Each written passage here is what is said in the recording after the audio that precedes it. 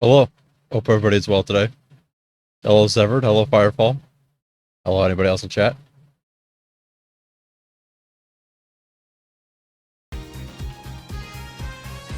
It's a nice casual Sunday. Even though I laughed out loud this morning. Because I have my cat's litter beside my bed. Just to make sure he's okay. And I just, I'm laying there looking at my phone. Looking away from his litter. And this thing just fucking rips ass. I thought he was going to explode.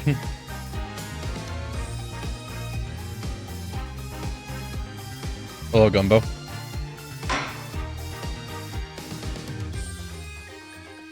Apparently this is a really long trial.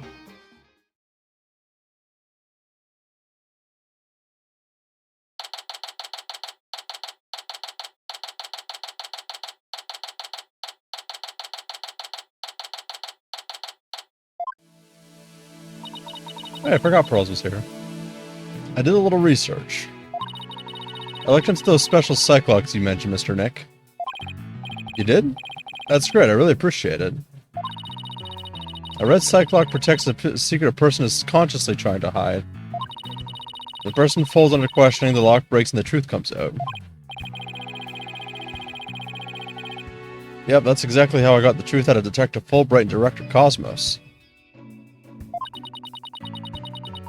But a black cyclops protects a secret from the deepest place in a person's heart.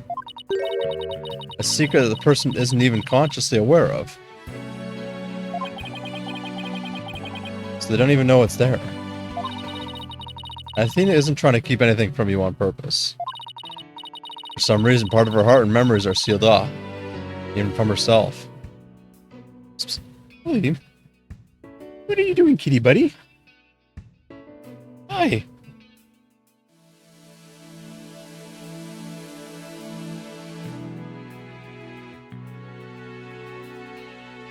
Ellie.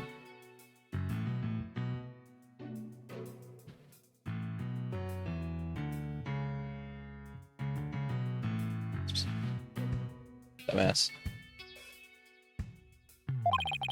Okay, so all I have to do is break the cyclops.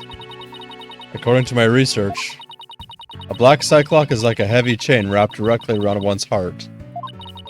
If they are ripped off by force, it can cause permanent damage to a person's soul. In other words, if I'm not careful, I can traumatize Athena for good. Pearls, could you stay by Athena's side? She must be suffering under the weight of such a heavy burden. Alright, but will you be alright by yourself, Mr. Nick? I'm up against Edgeworth. I have to be able to give this trial all of my focus and strength. Oh yeah, I forgot there was 3D Edgeworth. And you can't do that if I'm there. I'll just hold you back. No, that's not it. I just meant I can relax and concentrate if I knew you were with Athena. You're the only one who can do it, Pearls. Alright. I'll do it then. Good luck, Mr. Nick. Good. Now that my mind is at ease, you better get ready. I'll just tidy up the evidence and take out what I don't need. I like to see,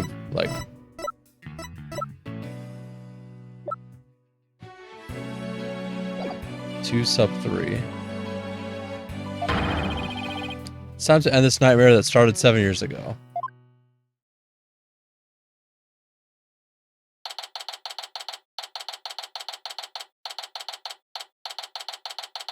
Hello, tiny explore boy.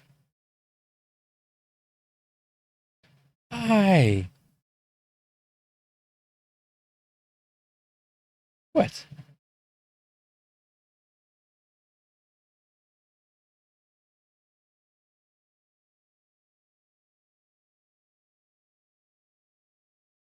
Hope you can just sit right there. Defense, prosecution, and judge. There are even people in the gallery. The roof has been completely blown off and the walls have collapsed. But today, this room is my battleground.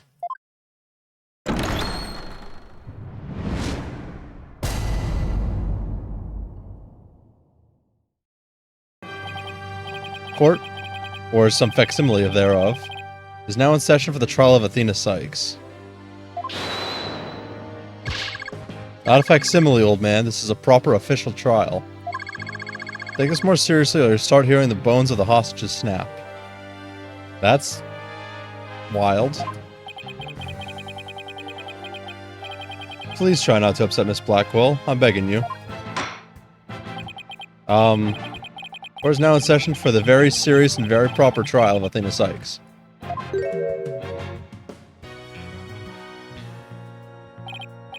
This is no trial. It's nothing more than a ridiculous farce. Already off to smug Edgeworth. What did you say? Edgeworth, did you not hear what I just said to his honor? However, this ridiculous farce is a very important meaning for our legal system. Recall the case of the UR1 incident, in which a prosecutor was found guilty of murder. That case ushered in the odious dark age of the law. I see what you're after. We can find the real truth behind that case today. Precisely. The darkness will be dispelled and the glory shall be restored to the court system. Prosecutor Edgeworth, you sound as if you know something of this truth. I do indeed. A new suspect has emerged in the UR1 case. For 7 years, Simon Blackwell has refused to speak in order to cover for someone else. Brace yourself, Phoenix. Here it comes. I'm sorry, right? But the situation is what it is, and I must do what I must. Prosecution moves to indict Athena Sykes on the count of murder in the first degree.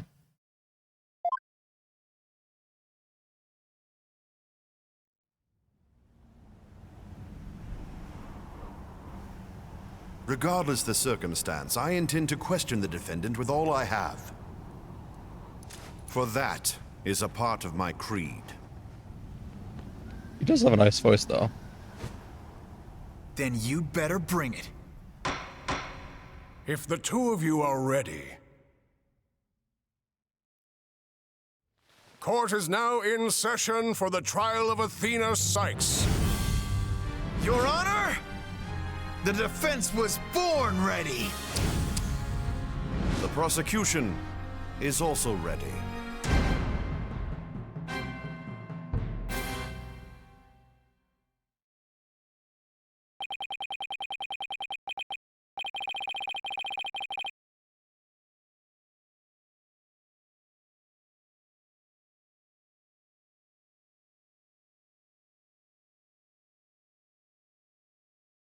There's immense tension between us. It's like we were picking up right where we left off. It's my duty to clear Prosecutor Blackwell of false accusations and end this insanity. But I have no intention of losing Miss Sykes either. She's a very promising young lawyer. I know without a doubt that Athena is innocent. But I don't think Prosecutor Blackwell did it either. So, do you have any clue who was responsible for the sabotage? At the very least, I know it wasn't Simon Blackwell. I don't know enough to identify the true culprit, but it was clear what that person is. To put it simply, a spy.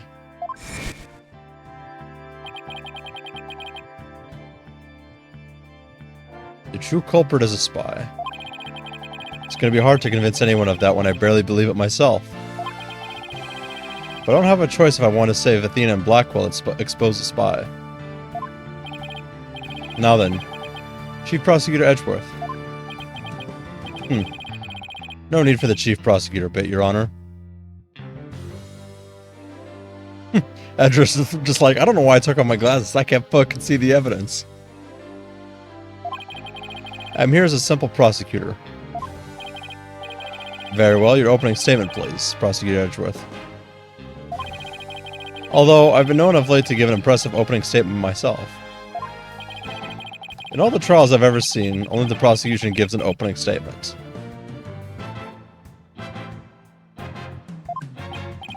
Of course, you're right, I was just joking. Just having a little fun. So he wasn't doing any of them just out of fear. Interesting. Let's start with a brief overview of the UR1 incident. The incident occurred at the Cosmos Space Center 7 years ago, on October 7th.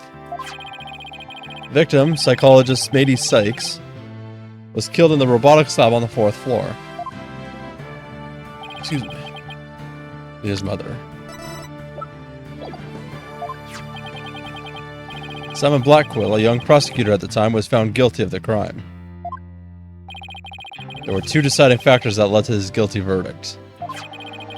One, Blackwell was the only person in the corridor to the lab at the time of the murder. And two, this photo which captured the moments of the crime.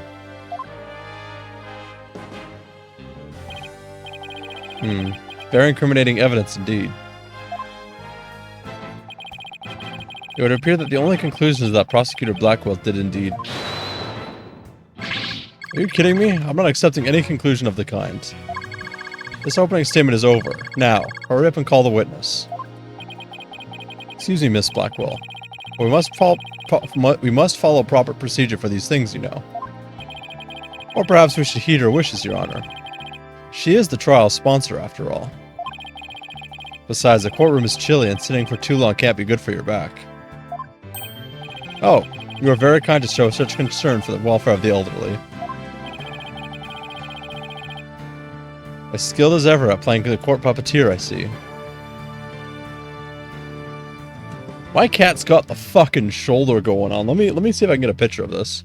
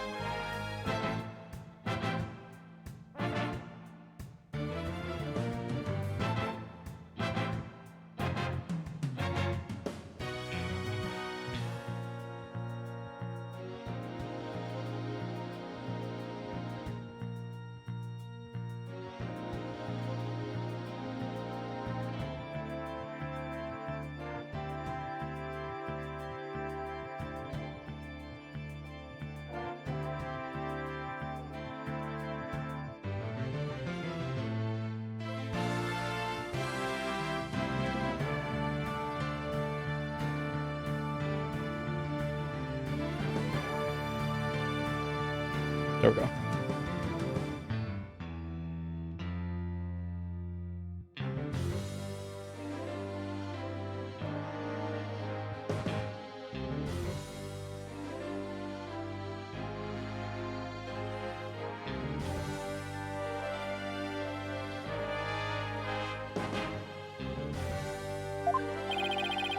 The prosecution calls its first witness. A witness who decides to bring forth new testimony after 7 long years. New testimony? And just who is this witness anyway?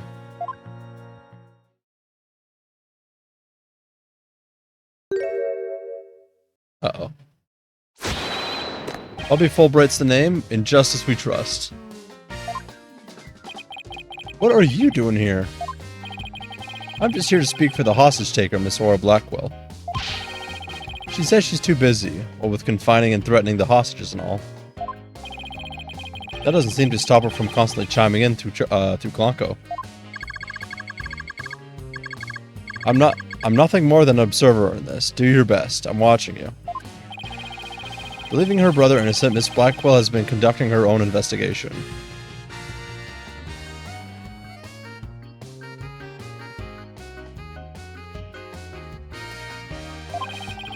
And though her current actions are hardly lawful, I think we can at least hear her theory. I fear Miss Blackwell's notes on the investigation she conducted. And I'll be giving testimony based on these notes. Here I go.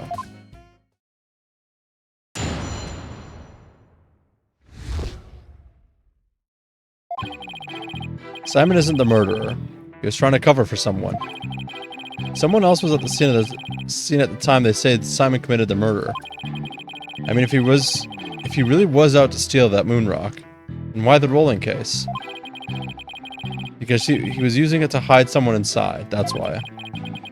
The only person small enough to fit inside that case was Athena Sykes.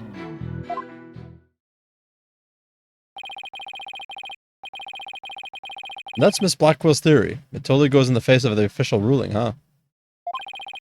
About the case she mentions, there were other rolling cases like that one in the lab. But they're not for traveling. They're apparently for moving parts and equipment. I vaguely remember seeing the 3 cases. Excuse me, all different sizes. At the last trial, they thought that Prosecutor Blackwell used the case to steal the rock. And they had a perfectly good reason to think that, too. See, there's a security camera in the corridor that leads to the robotics lab. And that camera captured footage of Blackwell leaving the scene with the case. You can see that why that footage helped to bring his trial to a quick end. It's very convincing, that's for sure.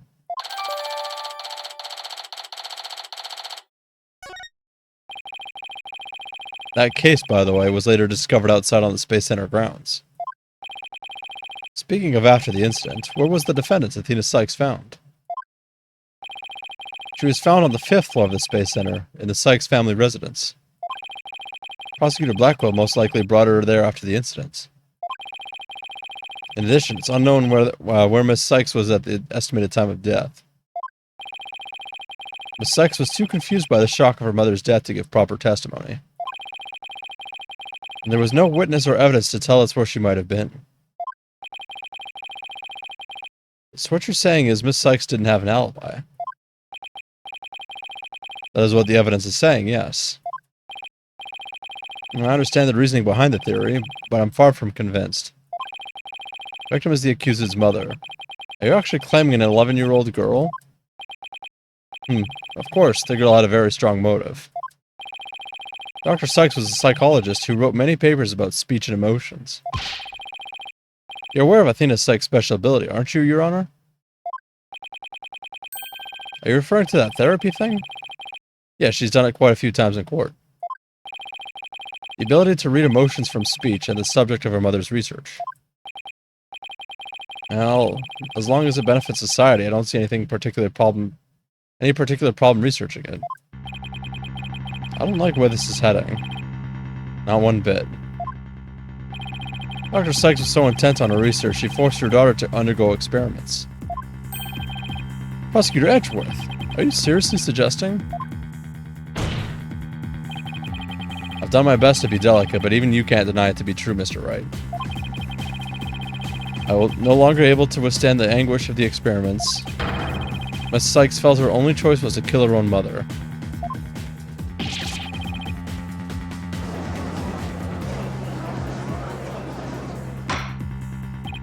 Order. Order in the court. What a tragic story. I hardly want to believe it myself. But we must proceed, Mr. Wright, if you could. Detective Fulbright, please refer to the notes.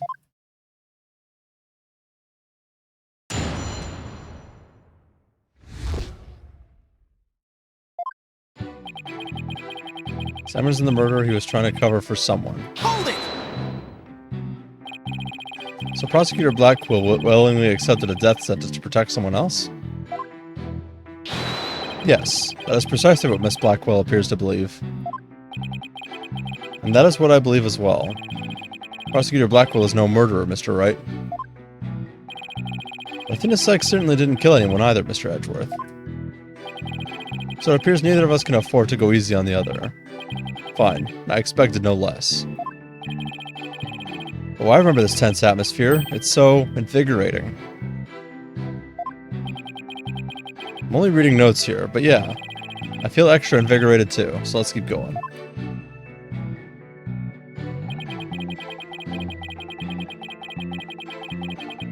Someone else was at the scene at the time they say Simon committed the murder. But that's just speculation. Objection! No, Miss Blackwell has proper grounds for her claims. Objection! Then why didn't you say so in the first place? Objection! You're the one who screamed, "Hold it," and cut me off. Fine, so maybe I jumped the gun. By a teeny weeny bit. Now I know what they mean when they say close enough to argue. Moving on. I mean, if he really was out to steal that moon rock, then why the rolling case? Hold it! This rolling case. I suppose you mean the one that existed in the photo with Prosecutor Blackwell in it. What was absent when the crime scene photos were taken? Yes, that's the one. And Miss Blackwell has drawn a conclusion from these two photos. She has? And what was that conclusion? You're the one with her notes.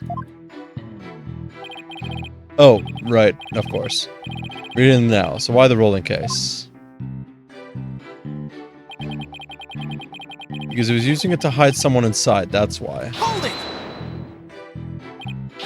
And how do you propose he hit a person inside one of those cases? Have you forgotten that we just saw a tiny... Or that we saw just a thing, the only... God damn! Have you forgotten that we saw just such a thing only the other day? At your own daughter's magic show. She fit a grown person into a small box.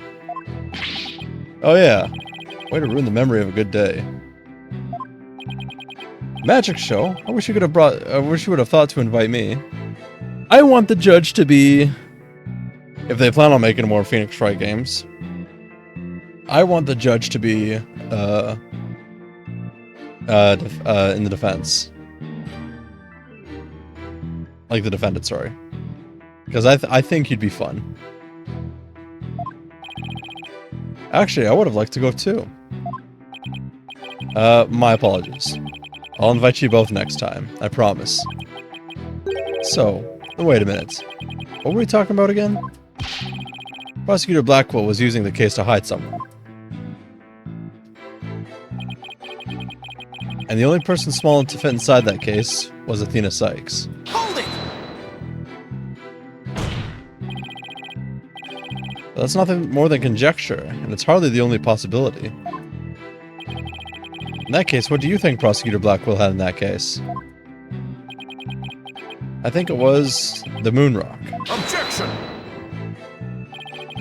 There were 3 cases at this scene, but Prosecutor Blackwell used the largest one. The moon rock was egg-shaped and only about 8 inches in diameter. It wouldn't have made any sense to use the largest case there just to move that rock. Objection!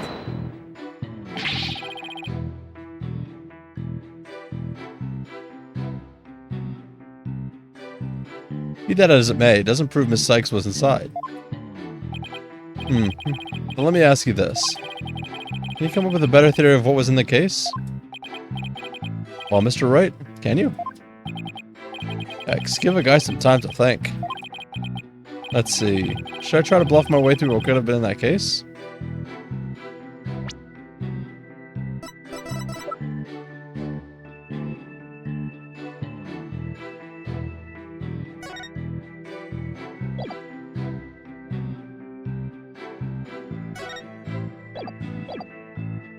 Let's try it.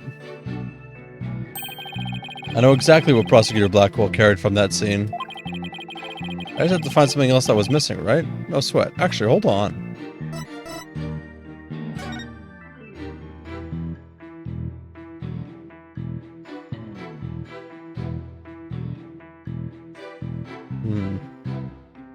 Thought there was going to be some sort of indicator like blood or something.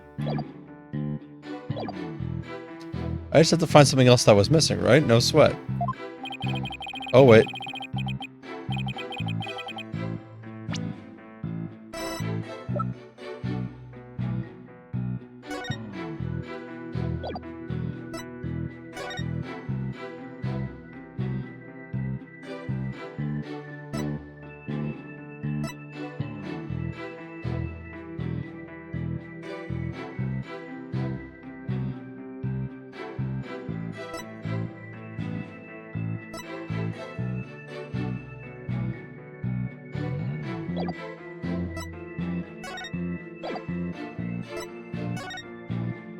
I mean, the only thing I can think of is that arm.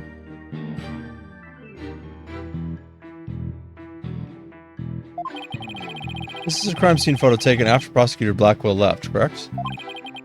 All you have to do is compare this with this photo of Prosecutor Blackwell to see what's missing. If he took something with him, then it should be in one of these photos. Lady Luck, don't fail me now. Alright then, Mr. Wright, let's hear your theory. What did Prosecutor Blackwell take from the scene of the murder? Take that!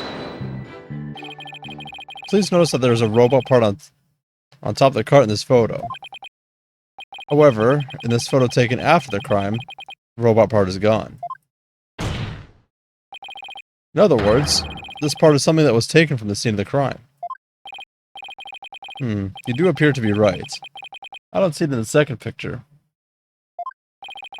But it's just a piece of junk. How important could it be? Is it really just an insignificant robot part? Speaking of which...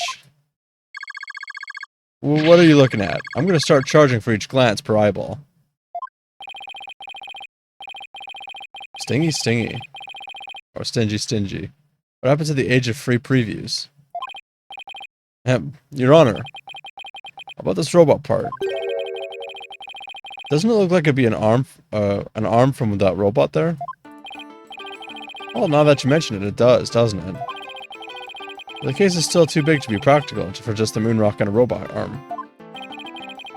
Was it really just the one arm that was in there? If it wasn't Athena in the case, then maybe. I believe there was another robot at the scene that looks just like the one here. Your Honor, it's the defense's assertion that it was this other robot that was in the case. What? Objection! Can't be certain that part belonged to a robot. Really?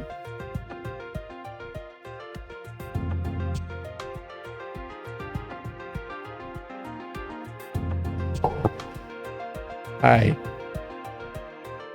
Oh, soft kitty. What a good kibby.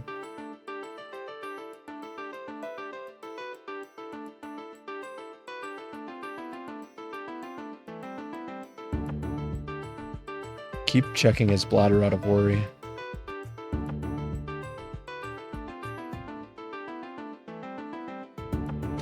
Can't be certain that part belonged to a robot. Yes, it looks like the arm of the one before us. It could be something else entirely. Besides, it's wrapped entirely in bandaging, making it difficult to verify what it is. Objection! I know for a fact that it is a robot arm. I can even tell which robot it belonged to, just by looking at it. With this information, we can investigate whether it was there at the time or not. Mr. Wright, I thought you were more of a technologically illiterate type. When did you become such an expert? I feel somehow abandoned. Not to worry, Your Honor. I still know next to nothing about machines.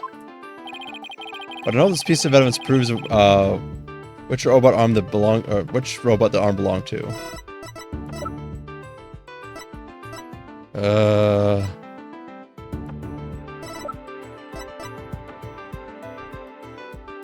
Take that! The robot in this picture is named Ponko.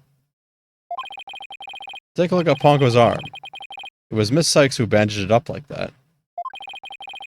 She must have thought that machines heal in the same way that people do. Excuse me. What an adorable, naive mistake. Reminds me of my own grandchild. The robot arm at this crime scene had the same bandage wrapped around it. In other words, this robot arm could belong to none other than Ponko.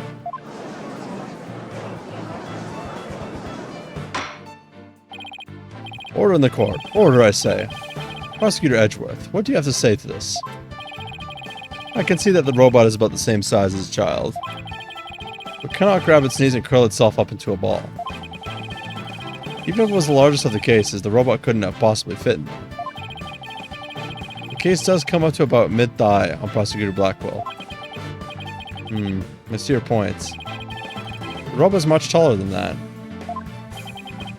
It got me there. So then, did Prosecutor Blackwell make Ponko fit into the case by dismantling. Of course Ponko would fit. All Prosecutor Blackwell had to do was dismantle her. Once taken apart, the robot could have easily fit inside that rolling case. It appears to be a robot assembly device. Disassemble anything in a flash. Push the dismantle button. That sounds pretty neat. Can I push it, Mr. Nick? It sounds rather violent, but Mr. Wright does have a point there. Objection! Except that there was a body on the table where the robots are dismantled and disassembled. There would have been no room to take the robot apart. Objection! But what if it wasn't done on the table? What if the katana was used instead? You mean the sword? Yes, Your Honor. Miss Blackwell, I'd like your opinion as a woman of science. Isn't it true that the katana could have been used to take the robot apart? I suppose so. Your joints aren't made of a very tough material. A blade could slice through them. Thank you for your expert opinion, Miss Blackwell. Thanks to you, we now know that the existence of the severed arm in this photo proves that Ponko was taken apart.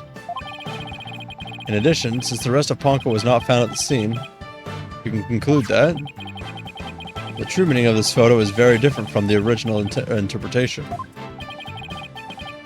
You can't mean... That's exactly what I mean. This photo does not capture the moment of the murder.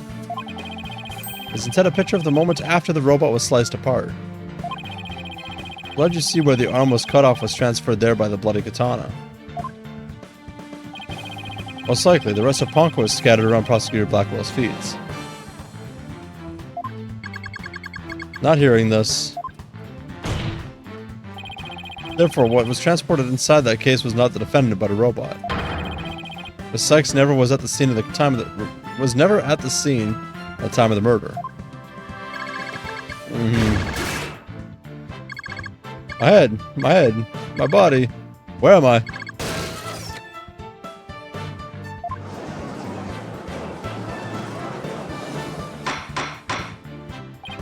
Order in the court. It's true that Ponko was found in pieces after the murder. I'll admit I repaired her myself afterwards.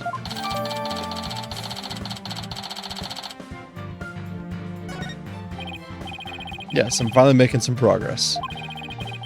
Hopefully I've gotten at least one step closer to proving both Athena and Prosecutor Blackwell innocent. Objection!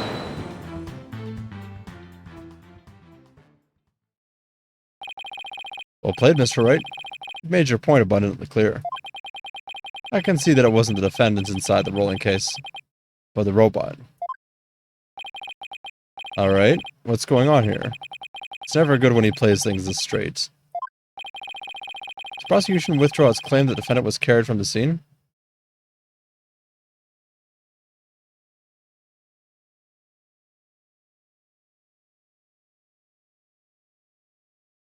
I think Elohim just drank water, and I'm thankful for that.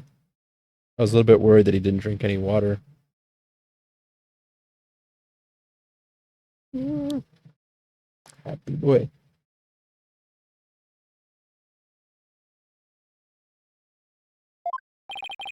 No, Your Honor. My claim hasn't changed. Objection!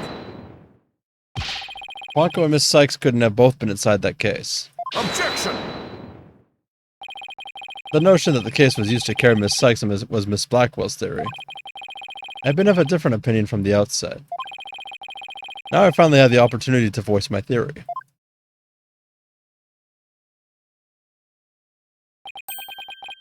Thanks to defense. Edgeworth, he's been one step ahead of me this whole time. In that case, how do you propose the defendant left the crime scene? Simple. The footage only shows Prosecutor Blackwell from behind. What's more, he's holding his arm in front of his body. If you were holding something, or someone, that's hardly evidence. I have proof. The surcoat Prosecutor Blackwell was wearing.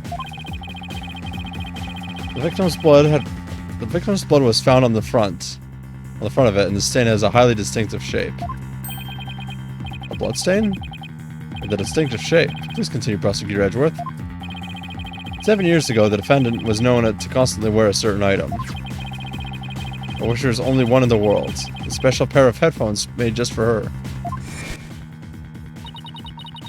She always wore these big, heavy-looking headphones. She said her mother made them for her as part of her research. Analysis showed the bloodstain to be in the exact same shape as these headphones. In other words, this was no mere blood splatter. The blood went from the victim's body to the headphones and then was imprinted onto Prosecutor Blackwell's coat like a stamp.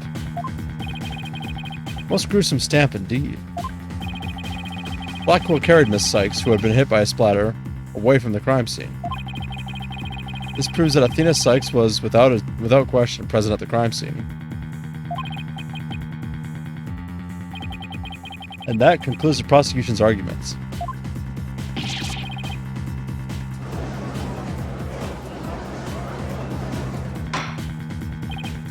Order. The defendant was indeed at the scene. Deepens the suspicion against her. Objection! But we've also shown that the robot was there at the scene as well. Objection!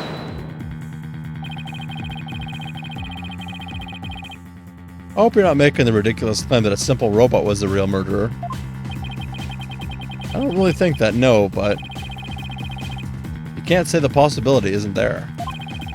Detective Fulbright, was the robot questioned at the time? No, I don't see any record of it. I believe it was considered unrelated to the case. But as it turned out, the robot was actually integrally related. Your Honor, the defense would like to call Ponko to the stand. A robot witness? No stranger than a parrot witness, Your Honor. Order. Order in the court. Prosecutor Edgeworth, what do you think about this?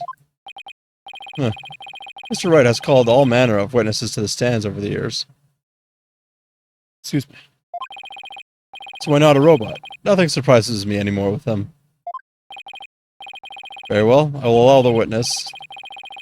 Bailiff, please summon the robot named Ponko.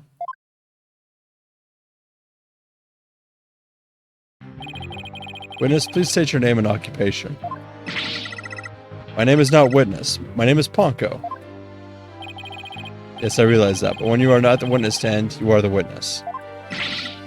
Oh, I'm not. I'm Ponko. Say it with me. Ponko.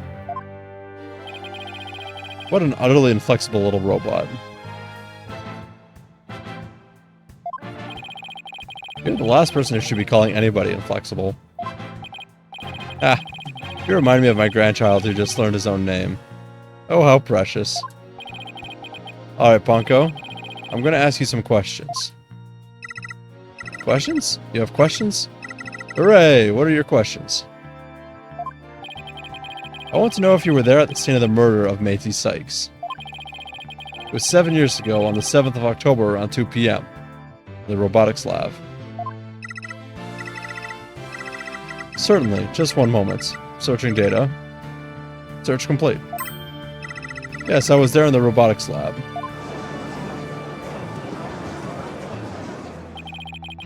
It would seem this robot's testimony is necessary to this case after all. This is great. I just knew Ponko must have seen something important. Murder committed right before this poor little girl's eyes. It's inexcusable. The judge seems ready to adopt Ponko as another grandchild. So, little Ponko, do you think you can give us your testimony today?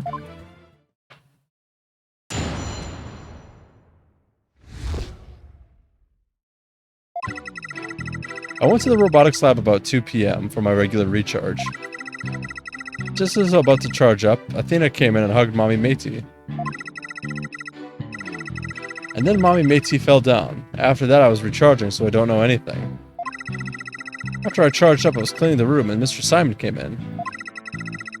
And then an error occurred. There was no data after that point. Well, it sounds like the defendant was, without question, at the scene. However, it doesn't appear that the witness saw the actual moment of the murder.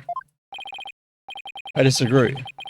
This testimony shows us that the defendant did indeed commit the crime. What? At the end of the day, we mustn't forget that this witness is still a machine.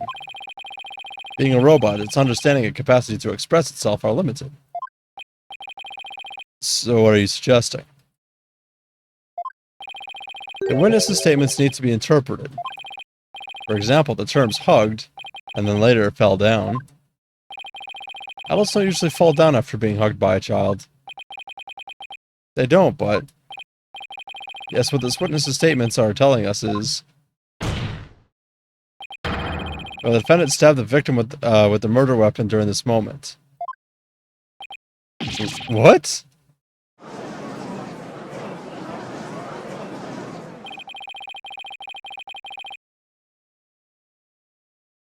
Before Miss Sykes hugged Dr. Sykes, the two of them converse?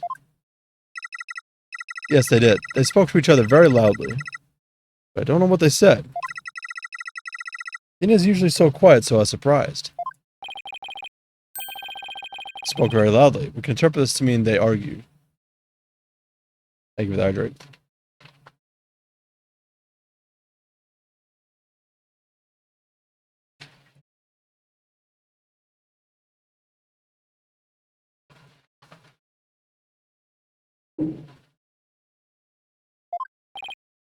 I see. Murder after a heated argument. And then the victim fell down. I agree that it does sound like a reasonable interpretation. However, Ponko doesn't seem to remember anything that happened after that. When I am recharging, I go into sleep mode. If I remember everything before that, I have a very good memory. You may as well admit defeat now, right? Cross-examination would be useless. Don't be ridiculous. A cross-examination is never useless. Until now. Think about it. Robots don't lie. This robot is both an important witness and valuable evidence at the same time. Nevertheless, I will have my cross-examination. I see you haven't changed. Never were one to worry about wasting time. Very well, even if it may be a waste of time, you may proceed, Mr. Wright. I'll show you both just how fruitful any cross-examination can be. What's the posture?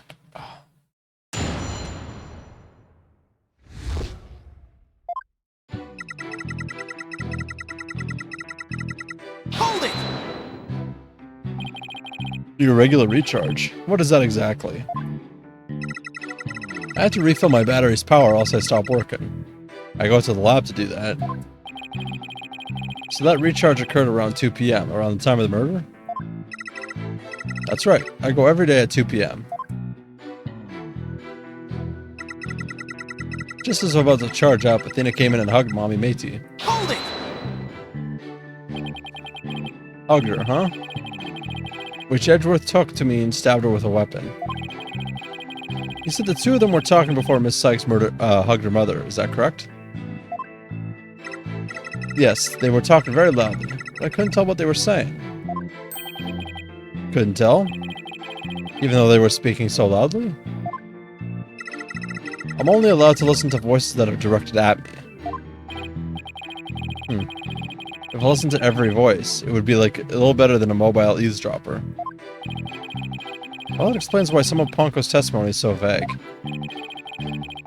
It's a shame that our little friend wasn't listening in, however. We could have learned what they were talking about just before Dr. Sykes was killed. Now then, what happened after that?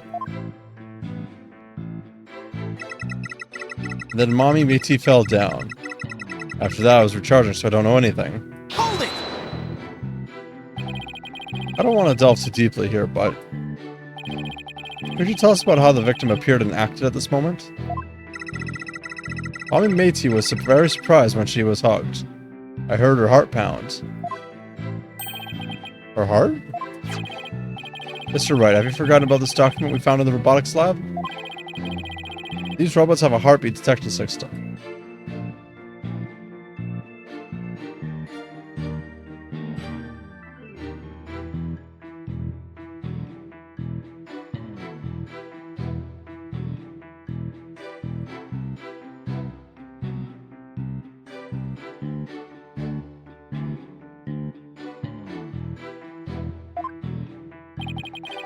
Now that he mentions it, I do remember reading something like that there. They detect the presence of people by the sound of their heartbeats. Wait a minute. That means... Dr. Sykes really did die at this moment. Ponko, how was Dr. Sykes after she fell down? Could you still hear the sound of her heartbeat? Let's see, the moment she fell, her heart was pounding. After that, I don't know. I started recharging just then. All the unlucky timing. If you had heard anything after that, it could have possibly proved that the hug wasn't actually the moment of the murder. I'm very sorry. I'm afraid I don't know. I'm very sorry. The robot is designed to go into sleep mode automatically, so it can't be helped. It does appear it detected an increased heart rate at the moment of the stabbing. Yeah. After Mommy Matey's heart started pounding in surprise, she fell by the window. It was the round window on the workbench side of the room. The workbench, huh? Ponko must be talking about that table to the right of where that giant robot is now. Was there something critical in Ponko's statement just now? Yes. Positioning. Your Honor, I believe this statement is critical. I'd like it added to her testimony. Very well.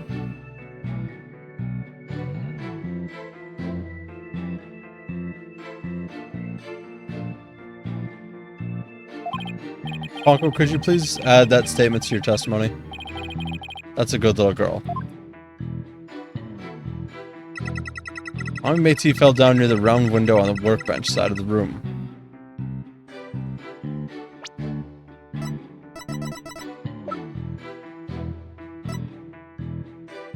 Objection! Ponko, your statement may have just inspired a breakthrough. I was helpful? Hooray! I'm so happy. Just to be sure, let's go over it again, okay? The victim fell near the window on the workbench side of the room. However,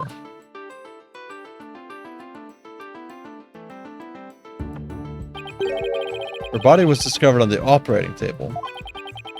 While the operating table and the workbench are two different locations. Hey, congrats on the 90 streak, Shred.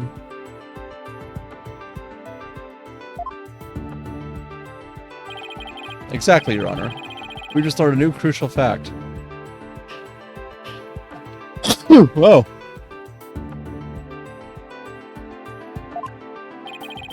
What can explain the two very different locations of the body? I'll tell you what. The victim moved. An 11-year-old girl couldn't have moved the heavy body of an adult. And the only explanation is that the victim walked to the operating table herself. In other words, what Ponko observed near the workbench couldn't possibly have been the moment of the murder.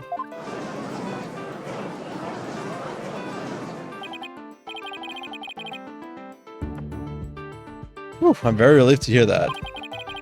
Glad to know that the murder wasn't committed in front of little Ponko here. Yes, as we just heard in the testimony, Miss Sykes hugged her mother, nothing more. Objection!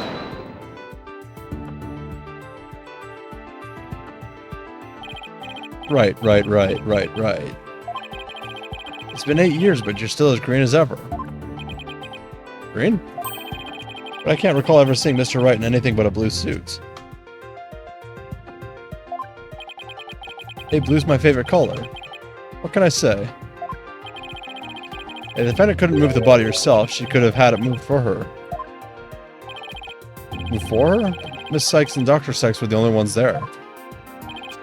I agree, since this robot is equipped with a heartbeat detection system. It would have been aware of another person's presence if someone had been there. We can therefore conclude that the defendant and the victim were the only ones present. Then who do you suggest move the body? Don't you know it's the nature of a robot to help people do things? Miss Panko, allow me to ask you a question. My name is Ponko. Say it with me, Ponko. I believe you said you were cleaning after Dr. Sykes fell down. You happen to move something large onto the operating table? Yes, I did. Athena asked me to. Athena asked you to. Why did you move, little Ponko? I don't know. Unless something has an ID tag, I can't tell what it is. An ID tag, you say? Yes, a tag with a barcode on it. We robots scan them to tell us what a thing is. That paper in the lab did mention something about that.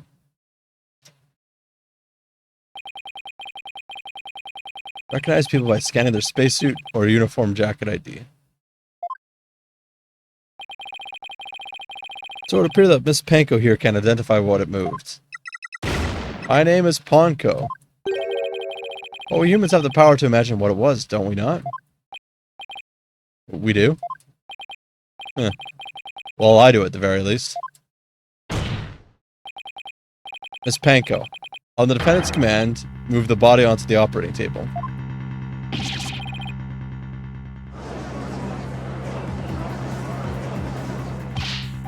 Ponko, did you really move Dr. Sykes' body? It's really important. Isn't there any way you could tell? I don't know. That an ID tag, I can't tell.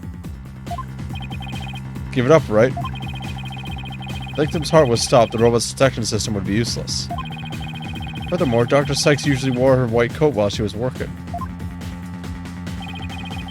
She kept the jacket with her ID tag on it and draped over a chair in the robotics lab.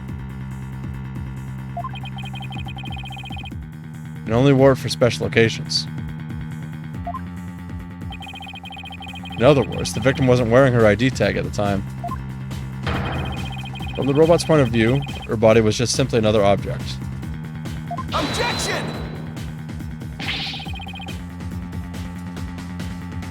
Blanco is equipped with the facial recognition system.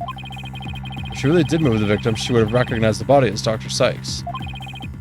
But she didn't, so that means... Objection! Face can easily be covered with a piece of cloth, a mask, or anything else for that matter.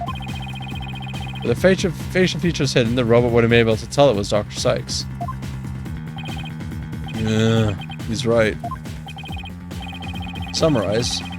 Miss Sykes stabbed her mother near the workbench, then using the robot, she moved the body to the table, where she removed the sword and was stained in blood.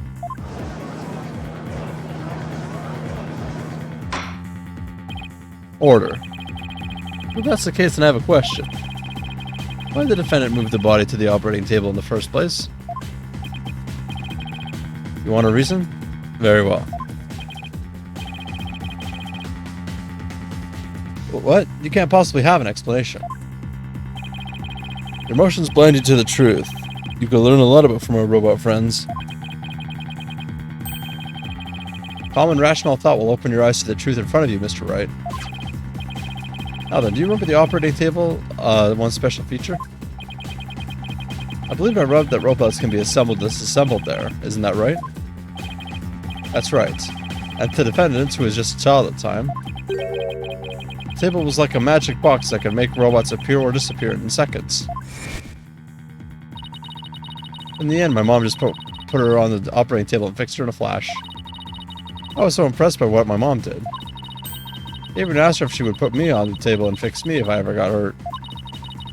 Looked like just like magic to me, what she could do. You can't possibly be suggesting. This young, sheltered girl had a difficult time distinguishing robots from people. Take a look at Ponko's arm. It was Miss Sykes who bandaged it up like that. She must have thought that machines heal in the same way that people do.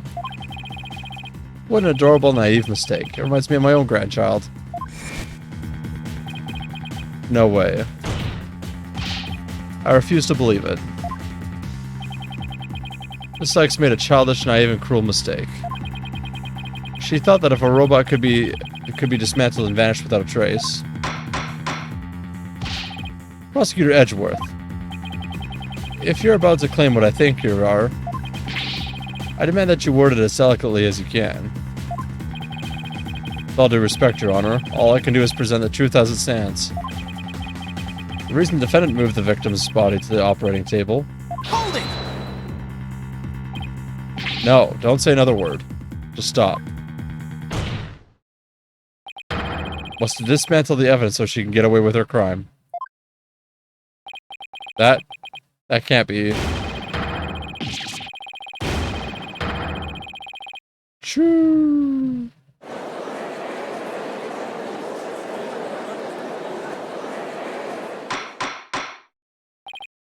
Order. Order in the court. Order in the court, I say. Edgeworth. She was just a little kid. How can you say such a horrible thing? Horrible? Like I said, you're just as green as ever. I came here today as a prosecutor to seek only the truth. No more, no less. My theory is simply the result of a rational consideration of every possibility. Objection! But dismantling isn't the table's only function. It can make repairs as well. It's conceivable that Miss Sykes moved her mother to the table in order to fix her. I suppose that could be another way of interpreting it. But dismantle or repair, it doesn't matter either way. What do you mean? After murdering her mother, Miss Sykes may have come to her senses. Perhaps she did want to make it appear as if it had never happened. And that's why she tried to repair her mother. Yes, that's one possible explanation. But... well, we mustn't forget the facts of this case. The victim was observed to fall down after being hugged by the defendant. And the body was moved per the defendant's command. These two facts that indicate the defendant's guilt, remain unchanged. This just can't be true. Mr. Wright, do you have any evidence to refute the prosecution's claim? Evidence? Right. Let's see. Can't think of any. I'm afraid I don't have any evidence. Since becoming a chief prosecutor, I've learned that the truth isn't always pretty. Now accept the truth, Mr. Wright. Your subordinate murdered her own mother. Your Honor, the prosecution demands a verdict. The hostages have suffered enough. What a terrible and tragic conclusion. If the defense has no counter-argument, I see no need to further prolong this trial. Edgeworth's argument seems solid enough, but...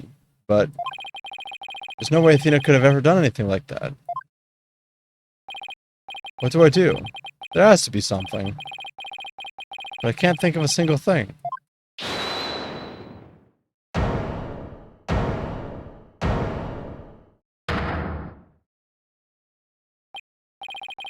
Prosecutor Blackwell.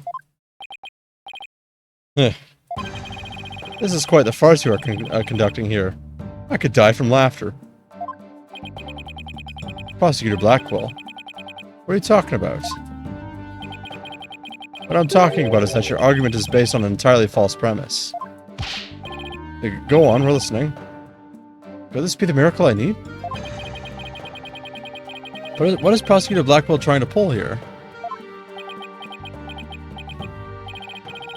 7 years.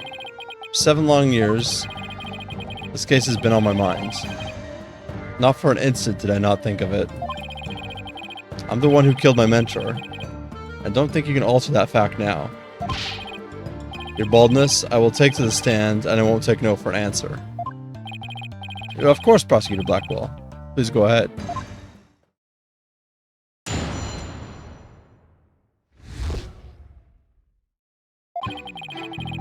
I went to the Cosmos Space Center with the intention of killing Dr. Sykes. But when I got there to the robotics lab, I found Athena there instead. I would not be swayed from my purpose, so I waited for Dr. Sykes to return. And then, I committed the act. Ah, how cathartic it was. Well, Ponko here witnessed the victim falling. In other words... Objection! I don't need any of your other words, old man. I can guess what happened. Which would be? She fell means she fell. Merely that. Mother and child fooling around. Perhaps she tripped. Not that it matters. When I entered the lab, there was no trace of Dr. Sykes to be seen. There was no dead body either, of course. Meaning she must have left the room. So the murder occurred after the time period Ponko described in her testimony? You should hardly take the stock in the words of a wind-up toy. Objection! Then how do you explain the fact that the defendant had the robot move something? Athena was always tinkering with the robots on the operating table to amuse herself. And she always had Ponko move the heavy ones for her. That day was no different. Ponko moved a heavy robot for Athena.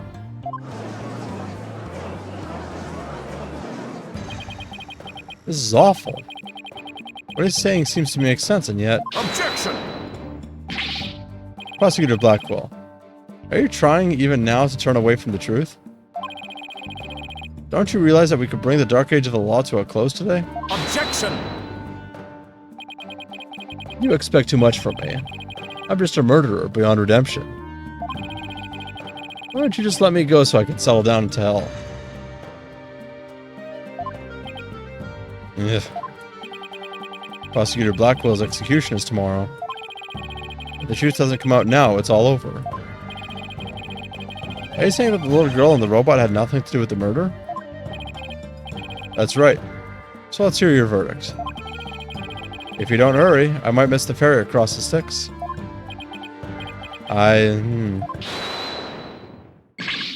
Don't you dare, Judge. Don't forget I have hostages over here. And Simon, how long are you going to cover for her? Miss Blackwell. Forgive me, Aura. I never wanted you to do anything like this for me. But you agreed to this trial. If you have a counter-argument, then present your evidence. That's the rule of the courtroom. Isn't that right, Chief Prosecutor? Blackwell. You selfish... Well, to be frank, I don't like this. But it's my duty to make a decision. No one has a counter-argument, I will announce my verdict. Is this really happening? Is it really going to end just like that did 7 years ago? I wanted to do it so bad. Even now, I want to fly out of here and go save him. No, I can't tell her. How can I lie to Athena?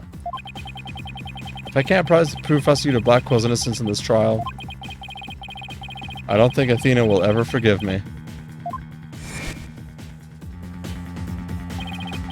I can't let this happen.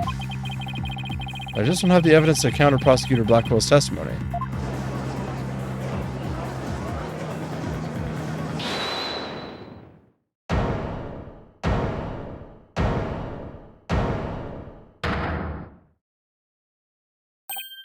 Athena, what are you... You feeling okay? I can hear it. I can hear the voice of his heart. He's hiding something. He really is. I could sure use Athena's help here. Her power might just be the thing to get us through this. Objection! Psych, Stono. No need for you to chime in here. Just accept that you're innocent. Objection!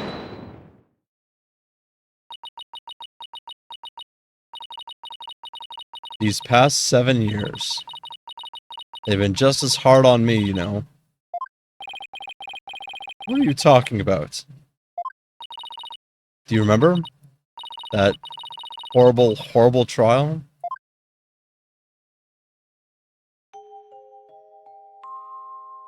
Please, you have to listen to me.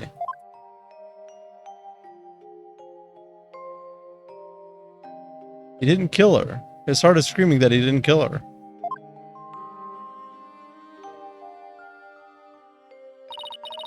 Even now, every time I stand in a courtroom, it comes back to haunt me.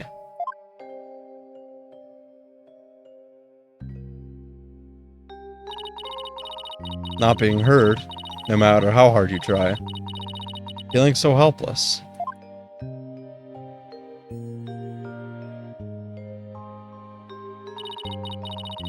Caught in people's stares, so scared that it feels like your chest is in a vice. I'm terrified of courtrooms. I want to run out of that door even now.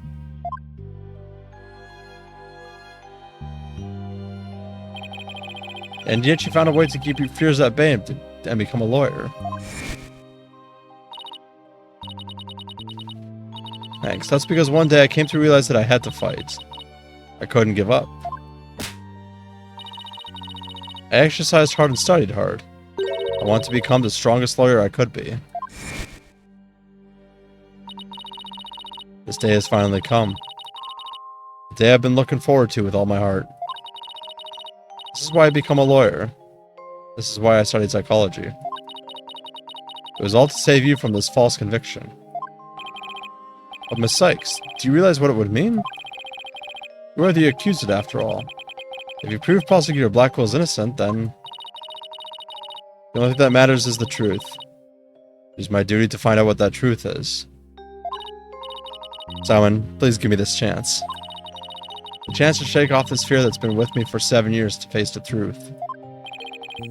Dina's being so brave confronting her past like this. This might really be the last chance to save them both. Prosecutor Blackwell, please testify one more time about the incident 7 years ago.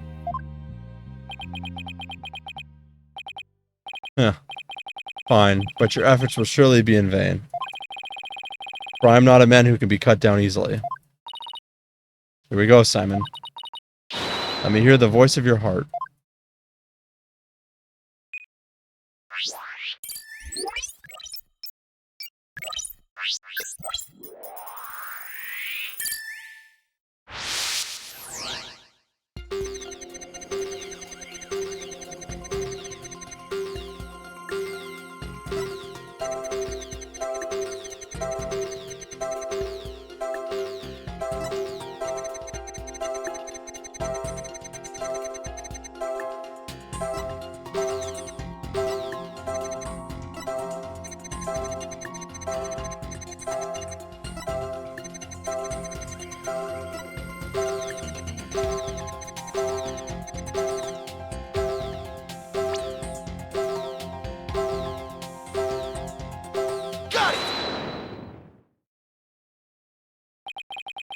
This feeling of happiness.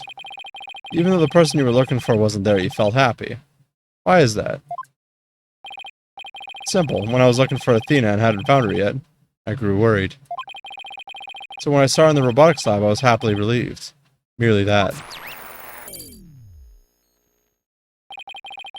Just now that she said you went to the Space Center to kill Dr. Sykes. But the first thing you did was look for her daughter instead? I had no intention of harming Athena, so I wanted to confirm that she was safe first. It was just part of my plan. Nothing contradictory about that. Gah. The second I find inconsistency, he cuts it down. Simon knows the principles of analytical psychology. There's less noise now. I don't see any instabilities we can latch onto. I was afraid of that. Just have to keep chipping away at him, then, bit by bit. Could you update his testimony, Athena? You got it, boss.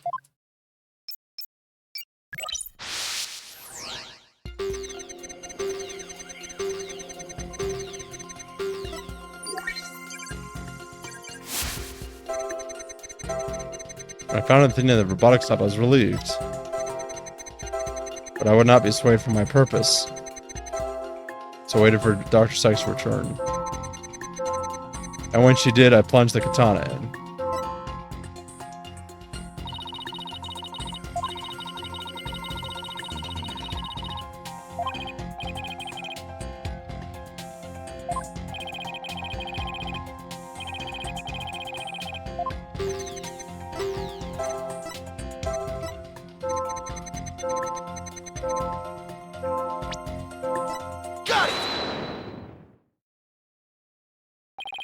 Not even you can falsify your emotions, Prosecutor Blackwell.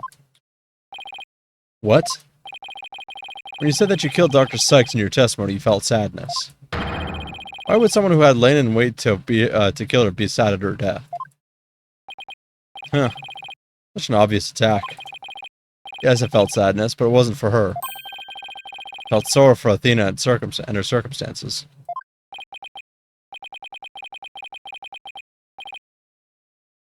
Yeah, he can't be talking about that, can he? Oh, it was just a convenient subject for her research. Dr. Sykes was so intent on her research, she forced her daughter to undergo experiments. My objective was to save Athena. from an obsessive scientist who treated her own daughter like a research subject. What? I went to the psychology lab first. That's where I would usually find Athena playing. But that day was different. I heard someone crying in the robotics lab next door. Was Athena being subjected to yet another experiment? I thought as I went to see. Conveniently, Athena had cried herself to sleep, so all I had to do was wait and kill. So that's why he was relieved when he saw Athena. Is the story really true? I'm not sure how much to believe. Mr. Wright? How are you doing, Athena? Still hanging in there? I'm a lot stronger than I look, boss. I'll take a look at this. The noise level actually increased.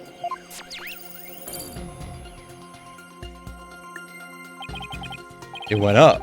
I've never seen it do that before. Prosecutor Blackwell is lying somewhere in his testimony. As a matter of fact, he's piling lie on top of lie in an attempt to make his claim sound more believable. He's trying even harder to suppress his true feelings. That's what's causing the noise. How in the world should I approach this? The evidence-based approach might work if I can find a contradiction. Otherwise, I should ask for an inconsistency in emotions. Huh. There are no flaws in my testimony. His baldness is prepared to give his verdict. You have upon this lost cause and let the law free me of these chains already. Objection! I don't think so. Not while I'm around. Now, contradictory testimony or inconsistent emotions. What should I tackle first? His testimony, maybe? Okay, let's present some evidence here. Got it, boss? If you want to go back to looking for inconsistent emotions, just let me know. I can easily switch back. Crying from next door, of course I was worried. I hurried over and opened the door to the robotics lab. Before I could lead Athena out of there, my curse my luck, Dr. Sykes come in. I refused to hand Athena over, so I had no choice but to kill my mentor.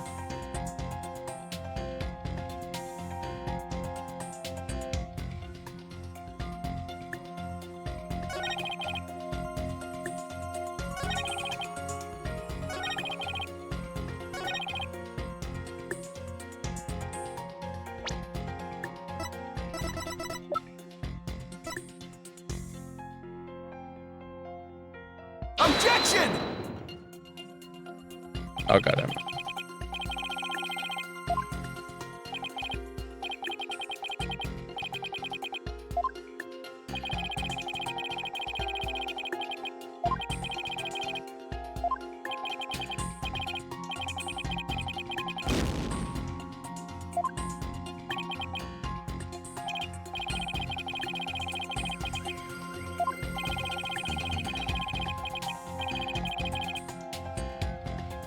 Let's check his emotions quickly.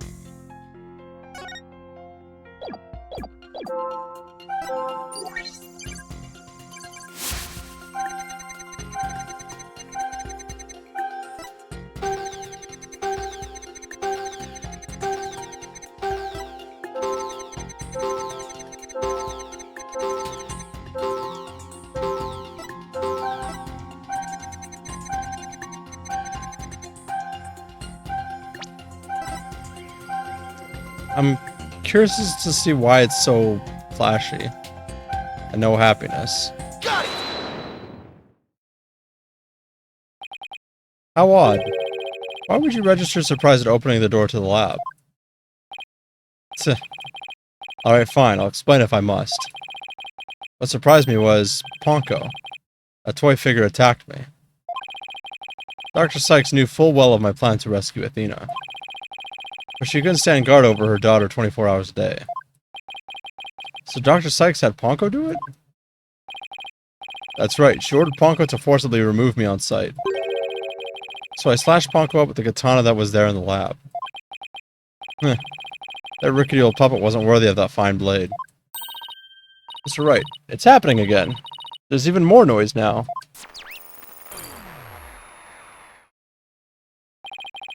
It's at 100% now. What's going on here? Whenever we find an opening, he covers it up with lies. We'll never get rid of the noise at this rate. It's probably hard to keep telling coherent lies like that. His mind and will really are as sharp as his strongest katana. Alright, what should I tackle first this time? Let's see what it... Let's give him a good look then.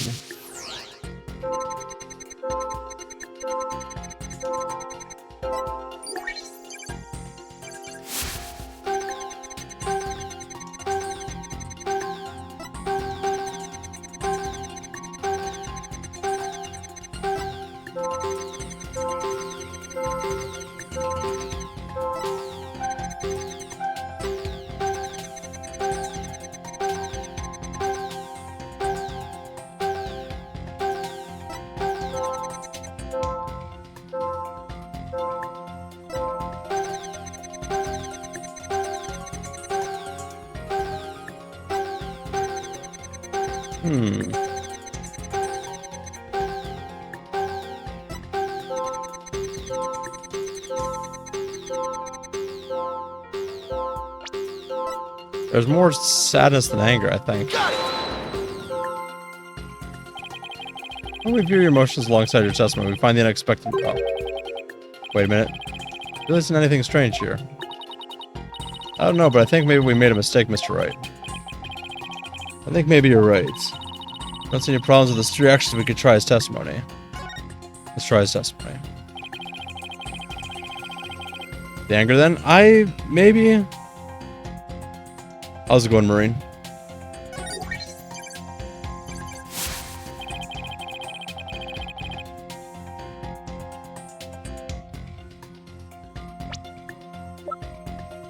Sleepy waiting for food? What you got on the menu today?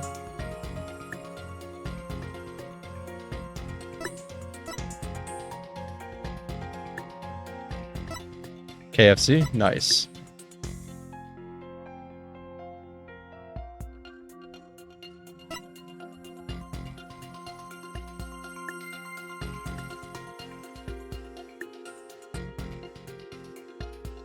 There's a chicken parm burger. Interesting.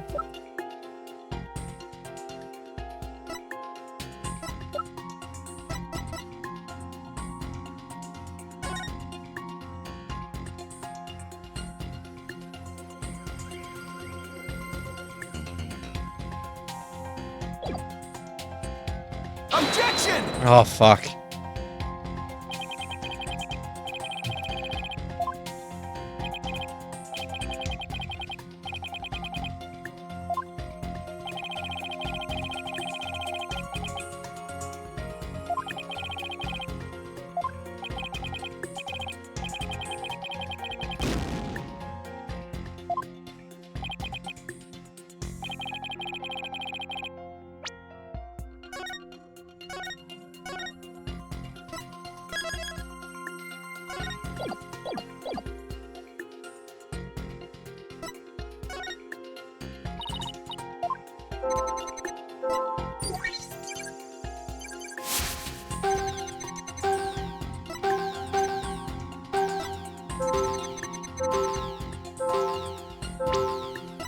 I'd see if Marine's right.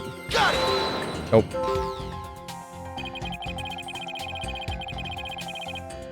I just hope they get their order right. Let's hope. Sounds good for your sake.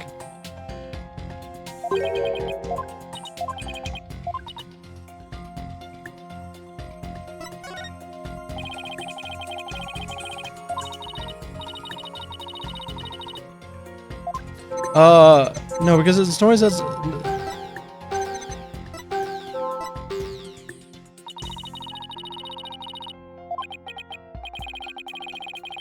I think because his noise is at 100 right now, I think I should revert to evidence.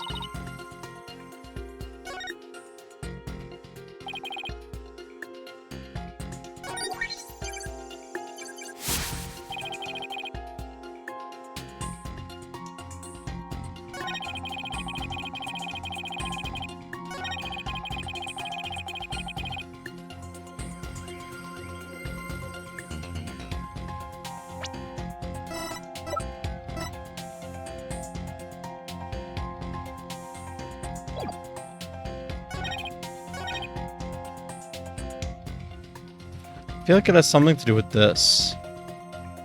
Because that's a new one.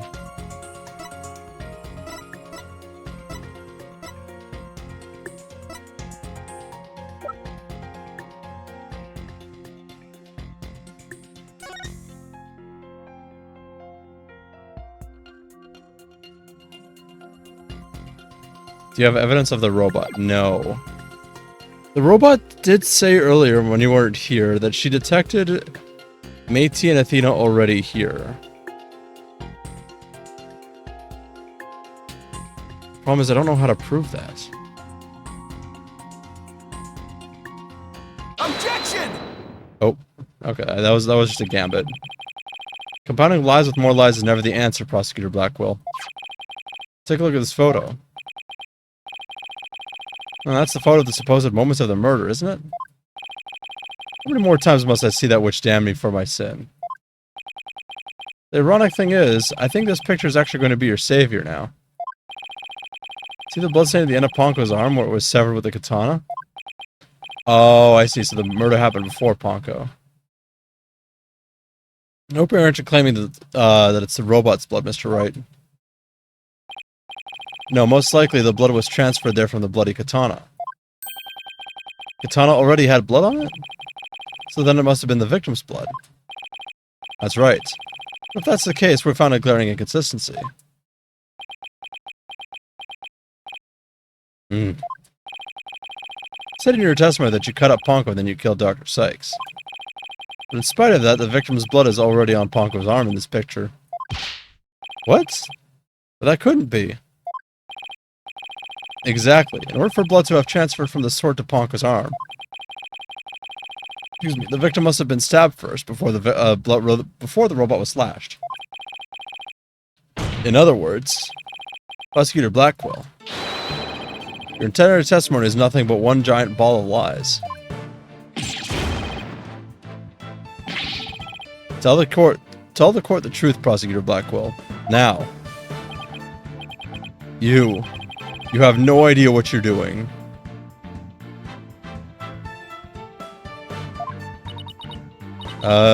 His voice. There's so much discord. I'm hearing not just one or two, but a bunch of rampaging emotions here. It's hard to describe. It's like a violent whirlpool or something. Phoenix Wright. You will pay for this. Never have I been forced to reveal so much, but the rest I'll take to my grave. Prosecutor Blackwell, you are on the witness stand. You are obligated to tell the truth. Isn't that the rule of the courtroom? All of these complex emotions, they seem to be flowing from one source. I think whatever he really saw that day is what's causing these feelings.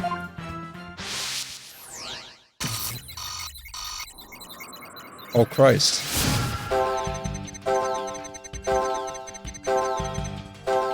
Following the sound of crying, I opened the lab door and then... I saw it, that terrible scene. Before I could lead Athena out of there, cursed my luck, Dr. Sykes came in. I had no choice but to kill my mentor.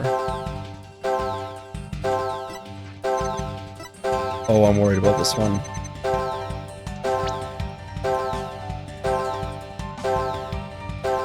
Got it! When you opened the door and saw Athena, you became overwhelmed by your emotions. Isn't that right, prosecutor? You should know better. And though it's pathetic, I admit I'm terrified to speak of it. Prosecutor Blackwell, Miss Sykes is innocent. I will always believe that with all my heart.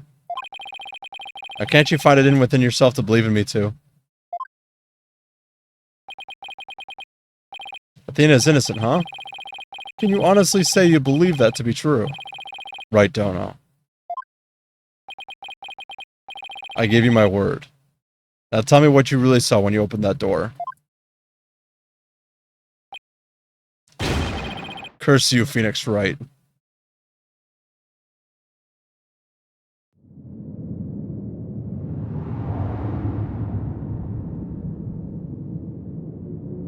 It was a tragedy. One I'll never forget. When I arrived at the lab, Dr. Sykes was already dead. She was lying on the operating table, while the bloody katana lay on the floor. And, standing between the two, covered in blood, was Athena. She smiled, with a far-off look in her eyes, as she sweetly said,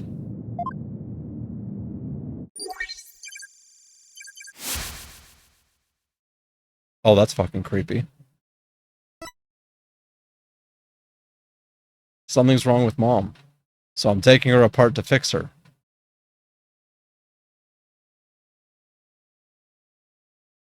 Hey, little chick. That's what I saw. And now you have it. The truth is that you so desperately wanted.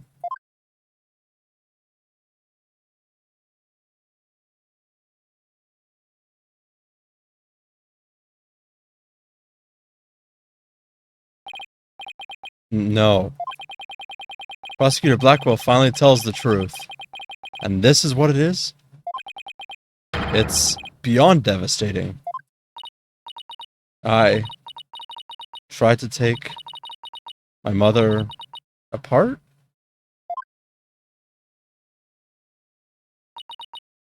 I...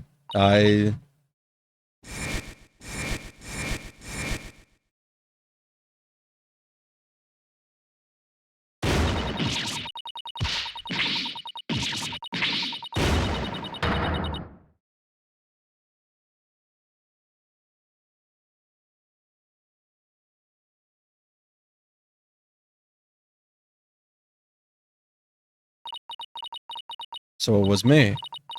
I'm the one who killed my mother. Athena. As I said, right, the truth isn't always pretty. Murder, disassembly on an operating table, a scientist using her daughter as a guinea pig. Sadly, it appears that my theory was correct after all. Objection! It's true that Athena didn't like her mother's research, but you dare cast aspersions on aspersions on my mentor by claiming Athena was used in such a manner? Dr. Sykes could be awkward with people, but she loved her daughter with all her heart. She loved me? Your mother hated to see you suffer because you could hear the voices of people's hearts. She wanted to set you free out of your pain, so she worked tirelessly on her research. Do you remember those headphones you hated so much?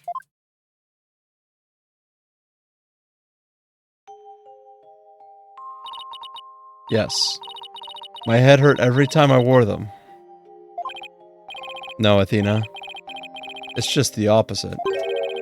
They emitted sound waves to nullify emotional input from the voices of people around you.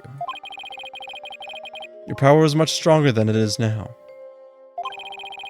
And those headphones were what enabled you to carry on with everyday life. No, that can't be true.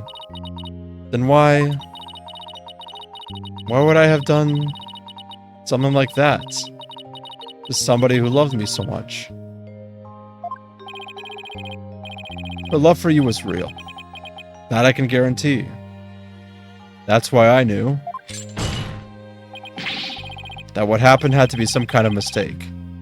I couldn't let you be punished for it. So you took the blame yourself? You and your mentor are more alike than you know.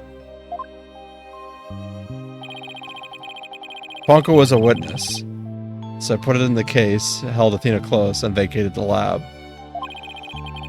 I threw Ponko away in the boarding lounge trash chute, and I hid the case on the Space Center grounds.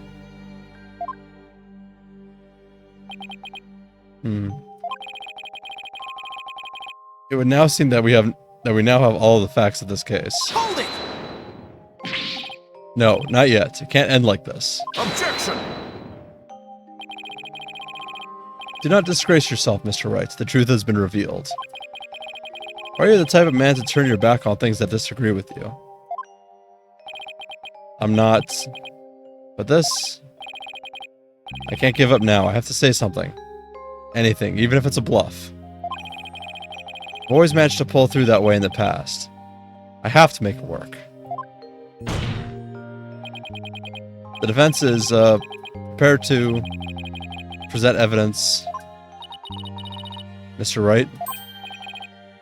Yes, Athena? It's okay. You can stop now. I don't want you or anyone else to suffer any longer for my sake. I have a theory. What's your theory, Marine? Athena, what are you saying? I killed my mother. That's the truth. It's just like Prosecutor Edgeworth said. We have to face it, no matter how much it hurts. I think she found her mom dead and tried to fix her. It's that simple. I think that's kind of where it's going to be going to, I think.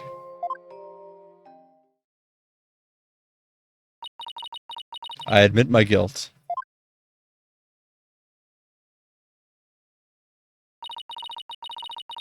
Wait, could I please be granted just one chance to tell everyone what I recall? Huh. It appears Miss Sykes is much braver than you, Mr. Wright. What say you, Your Honor? In light of her courage, will the court give Miss Sykes the opportunity to confess? Very well. Then if you would, please take the stand, Miss Sykes.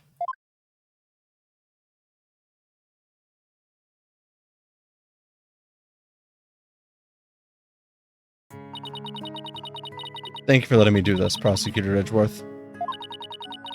And thank you, Mr. Wright and Prosecutor Blackwell, for letting the truth be known. Now we can finally move forward, and everyone's suffering can come to an end. Athena. Prosecutor Blackwell will be cleared and the Dark Age of the Law can come to an end. Yes. Admit your guilt. I bring everything to its conclusion. I killed my mother. My memory is still a little hazy, but there's no question I remember it. I remember the weight of the weapon in my hands, and the feeling of it stabbing in deep. And I remember the warmth of her blood as it flowed down the handle onto my fingers. Your Honor, please find me guilty. I dare say, these are all memories that no one but the murderer would have. I see. Thank you for your confession. I believe this trial has gone on long enough. Before we conclude, does anyone have a counter-argument? Me? Objection! Apollo? Oh, no, Phoenix. Never mind. I do, Your Honor. Mr. Wright. But Mr. Wright.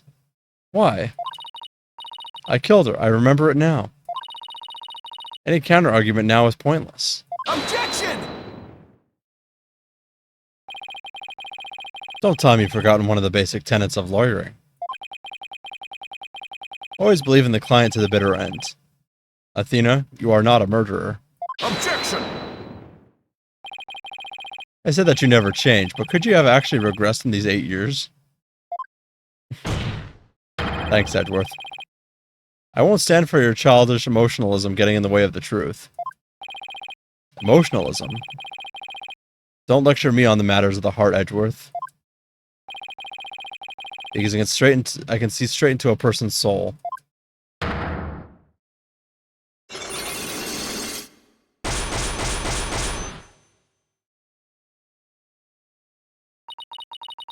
I did a little research. I looked into those special cyclocks you mentioned, Mr. Nick. Athena isn't trying to keep anything from you on purpose. Yeah, it's a little pearl.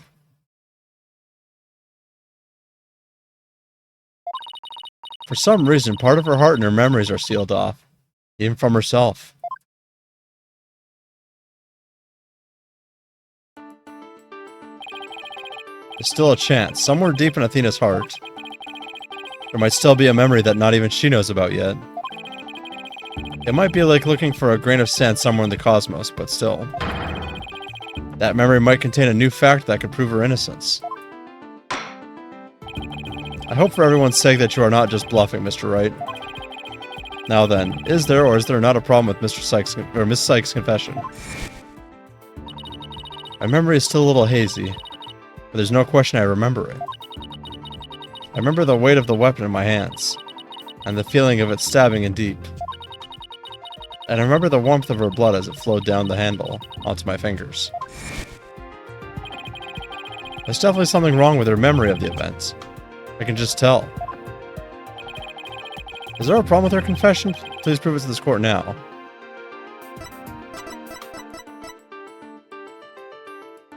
Yeah, the victim's blood was only found on the blade. Take that! Isn't that the katana the defendant used to kill the victim, Mr. Wright? I respectfully and vehemently disagree, Your Honor. But I remember it. I remember holding the weapon and getting blood on my fingers. That's exactly my point. If blood really did get on your fingers while you were holding it, there should be blood on the handle. Well, please focus on the handle of the sword. There's not a trace of blood on it. And therefore, this is clearly a contradiction of the facts. You're right. Oh my. I need some more alcohol. Objection!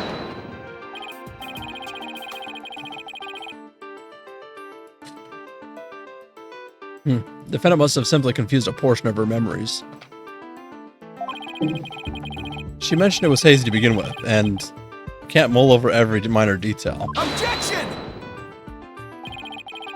But she also said there's no question I remember it. A fact we can't ignore. In that case, why don't you explain what this contradiction with her memories means? Gladly. Just give me a sec to think of something. I want to say that Athena didn't stab anyone. But she said it herself that she remembers the feeling of committing the act. Think, Phoenix, think. What could the contradiction with Athena's memories mean?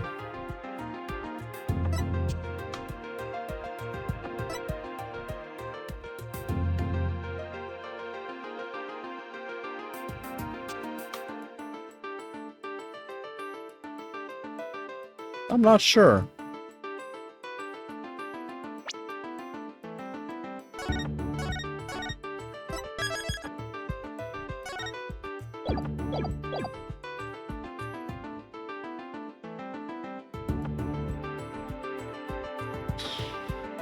Maybe?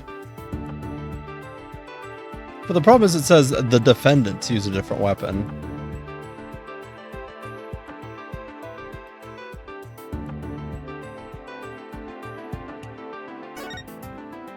Maybe, we'll see. Miss Sykes said blood flowed down the handle, but the katana's handle is spotless.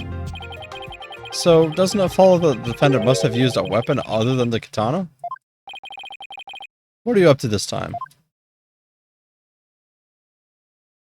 Excuse me. This is it. This time I found just the thing to end Athena's nightmare for good.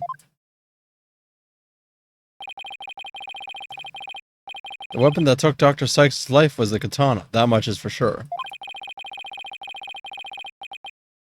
So if I can show a possibility that Athena didn't use the katana,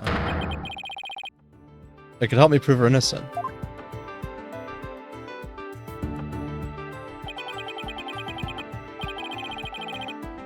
Different weapon, you say? What weapon would that be exactly? Right, of course you would ask that.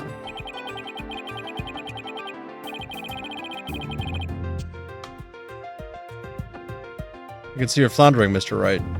Did you speak without thinking again, as always? Why does he do that? But I can't back down. Not here, not now. That's right. I did. Because it's so obvious it doesn't require any thought. What did you say? Okay, so maybe that was an exaggeration, but there has to be something. Was there something other than the bladed weapon in the robotics lab that day?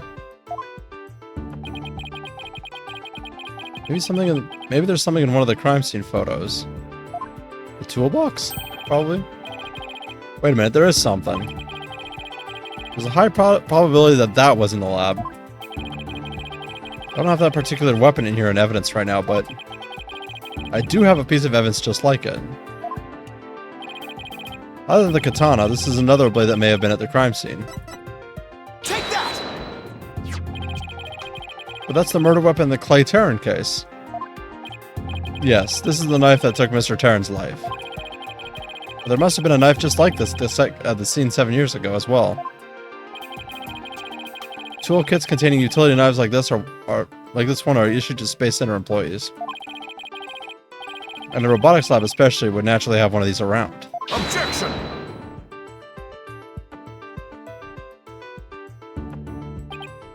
But besides the katana, no other bladed weapon was found at the site. It was in the investigation report, if you didn't know. Objection! Of course I knew that. Once you told me just now. Then here's something else you already knew. There was a toolkit at the scene. It didn't contain any blades. Here's a photo of its contents. You're right. I don't see any kind of bladed... Yes, okay, so that's fucking obvious. Fine, but isn't there something odd about the design on these handles? Therefore, there was no other bladed weapon in the room. Objection! Alright, good luck on your chicken farm. I disagree. This toolkit contained a knife. And what proof do you have of that? Don't tell me your eye for art is failing you too, Mr. Edgeworth. You are the last person in the world who should be criticizing my aesthetic sense. Now, he's simply watching out for your ocular health. Please proceed, Mr. Wright. Notice that the handles of each of these tools have a sort of design on them. I see that they do. But what significance does that have? It's clear that one of the tools is missing from this kit. If we were to arrange the tools in a specific pattern, we may be able to tell which part of the overall design is missing. Is that the theory your pitiful sense of aesthetics has helped you come up with? Edgeworth, just let it go, man. Show the cord then if you would. What pattern or design would we see if we were to arrange the tools?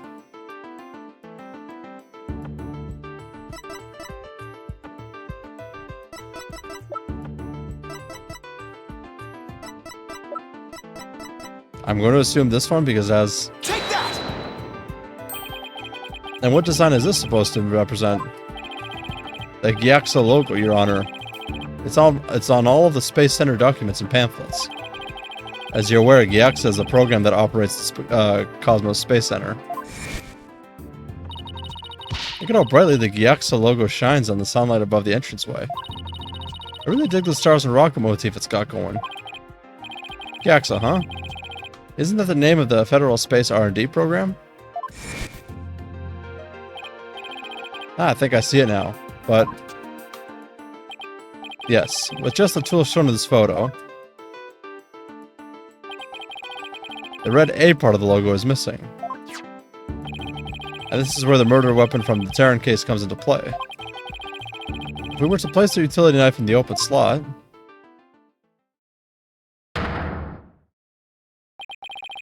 it would complete the Gyaxa logo. So it would. Then that means... Admit it, Mr. Edgeworth. My aesthetic senses are keener than yours. And while you're at it... Admit that the weapon Miss Sykes used could have been this one. Ugh.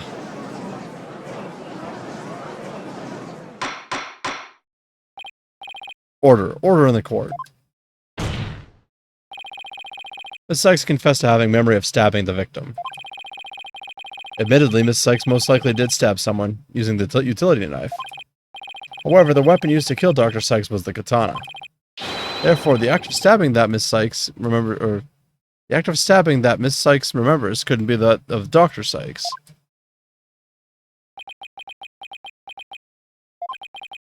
Very well. Let's suppose for a minute that Miss Sykes did use the utility knife.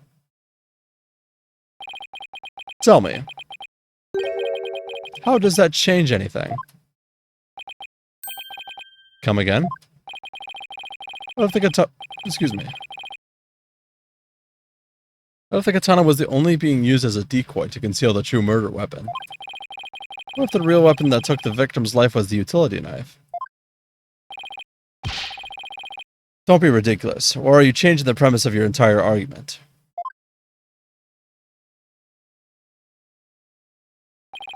I'm merely offering a hypothetical situation derived from your logic. Miss Sykes could have put blood on the katana to make it look like the murder weapon, and then conceal the knife on her personage until Blackwell carried her away. That does clear up the contradiction between Miss Sykes' memories and the evidence. If, in fact, the murder weapon is a utility knife, that fate has dealt you a cruel hand. But you have just proven the knife's existence to the rest of us with your own logic. Objection! The prosecution is attempting to lead the court. Objection! You're the one attempting to lead the court, Mr. Wright, by forcing us to forget the facts of this case. Need I remind you that there were only 2 people in the lab at the time of the murder? And the defendant herself recalls stabbing someone with her own hands? No. It matters not whether the murder weapon was a katana or a utility knife, as long as we know that the victim and the defendant were the only ones there. You cannot escape the fact that it was Athena Sykes who killed her own mother. I don't believe it. Why? Why does that keep happening? Every time I find a contradiction, it vanishes and the suspicion keeps coming back. It's almost as if... Huh. I finally started to get it. The contradictions keep vanishing because the charge is true. And suspicion keeps coming back to the defendant because that's where it belongs. Phoenix Wright, when will you open your eyes and accept the truth?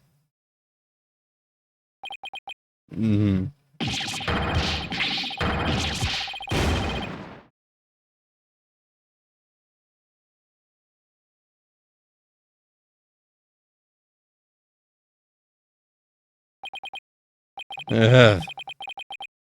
I don't want to believe it. Can't be true. What if... Mr. Wright, you fought a good fight. I think you've done all you can do.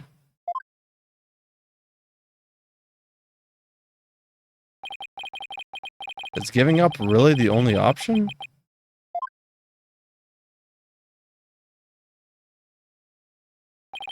No. Snap out of it, Phoenix. What's the matter with you? Giving in to doubt. Can't look back. Forward is the only way to go. No, Your Honor, not yet. It isn't over yet. Right. I can't lose sight of what's important. I believe in Athena and I'll always believe in her. To the very end. A defense lawyer never gives up on his client. I have to pick myself up and stand firm. Make that brain of yours work, Phoenix. If I don't see a way, I'll just have to go back and look for one. Time to rethink this case, thoroughly.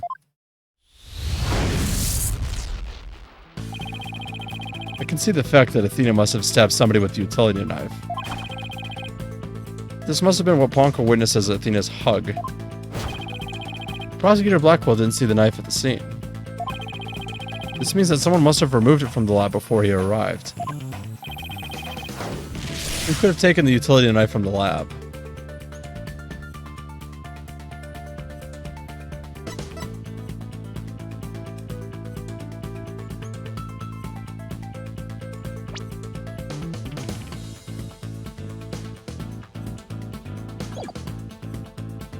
Must have been someone else because it would have still been in Mady and Athena would have still had it.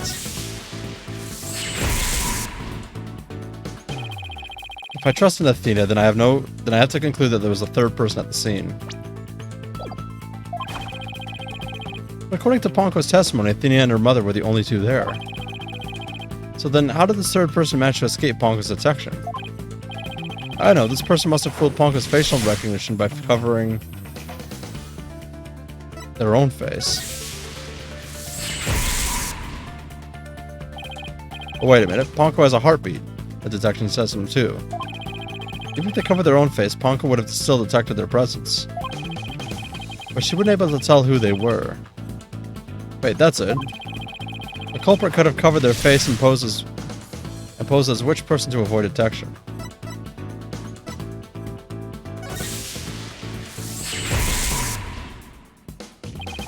The culprit poses the victim. That would explain why Ponko thought only she and Athena were there. And all they had to do was take advantage of Ponko's basic recognition features. The culprit used this in order to pose as the victim.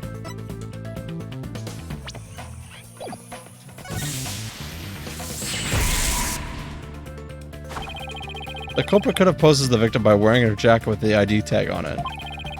That still leaves the heartbeat detection system. How did the culprit get around that? It wouldn't have worked if Ponko could detect the real Dr. Sykes' heartbeat too. So does that mean that the real Dr. Sykes was already dead by that time? If that's the case, then who did Athena stab?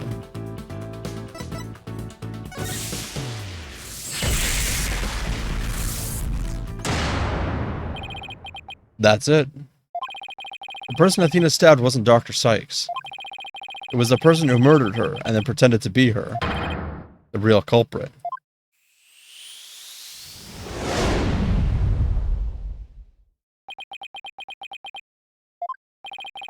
Now that Mr. Wright has finally finished thinking, let's bring this to a swift end. Please give us your verdict, Your Honor, so that we can move on to the hostage negotiations. You are absolutely right, Prosecutor Edgeworth. I hereby... Objection! I didn't say I was finished. I was only pausing for a second. Because I realized something so shocking I had to take a break to digest it. But now I know for a fact that Miss Sykes is innocent. Ponko saw me. She witnessed the moment of the crime.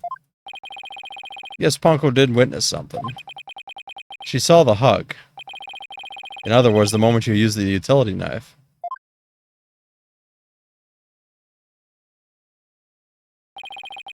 The person you stabbed wasn't your mother.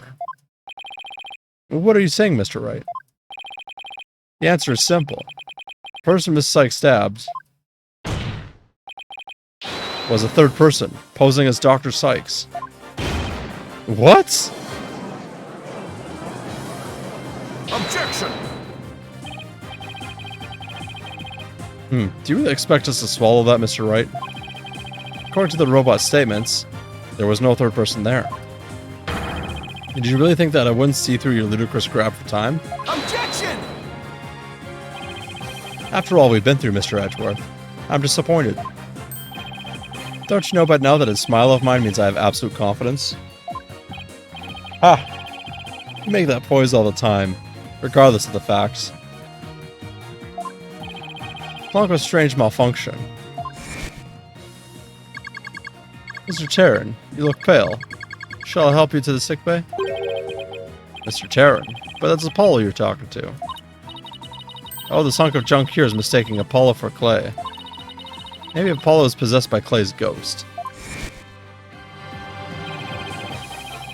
That was another case of mistaken identity caused by a jacket ID tag. All because Klonko couldn't read Apollo's facial features due to that eye patch. Like Mr. Edgeworth said, a mask could nullify the robot's facial recognition. And then, all the person would have to do is wear a jacket with the victim's ID tag to pose as her. Objection! Of all the ridiculous theories, what good would a silly disguise like that do? Have you forgotten that the robot also has a heartbeat detection system? If there was a third person at the scene, the robot would have detected them. I'm sorry, Mr. Edgeworth, but that doesn't count for much, I'm afraid. Because, by that time, Dr. Sykes' heart had already stopped beating. What? So does that mean... Yes, Your Honor. The person Miss Sykes stabbed... This third person who is posing as Dr. Sykes... is her mother's real killer. But that's... I'm... Impossible!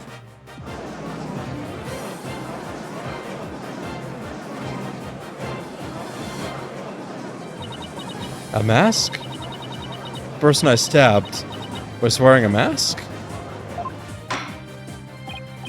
Order. Order in the court. Miss Sykes, did you say something?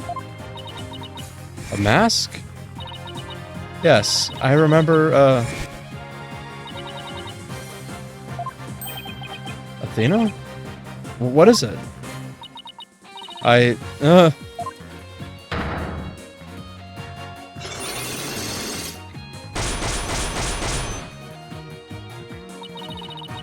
remember a man with a mask. How could he... What did he do to my mother?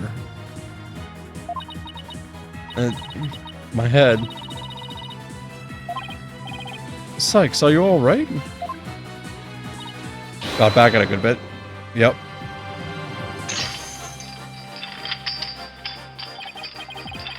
The Black Cyclops.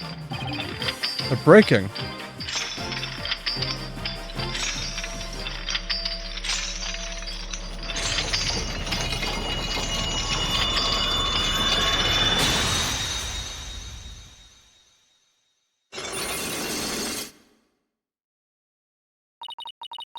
It's all coming back to me.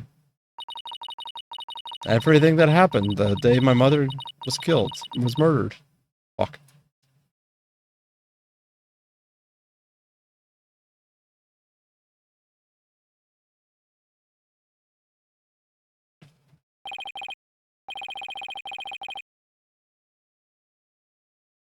They're gone. The Black Cyclops are finally gone. You didn't really stab your mother, did you? It's alright, Athena. Just tell us what you saw that day. I was drawing a picture. When I was done, I went to show it to my mom. I opened the door. And then... Ugh. It's alright. I'm right here. You're safe, Athena. She was on the floor by the workbench with a katana sticking out of her. There was a handkerchief over her face, but I knew it was her by her clothes. And there was a man there. A man? Hold it! Quiet, Your Honor. Go on, Athena. I love if we just tells the judge to shut the fuck up. He tried to attack me. In a panic, I grabbed the knife that was there and... He dodged at first, so I only got his clothes. But I tried again. And this time you got him, didn't you? I did. I remember it clearly now. The knife went into the back of his hand. And then he kicked me, and I passed out.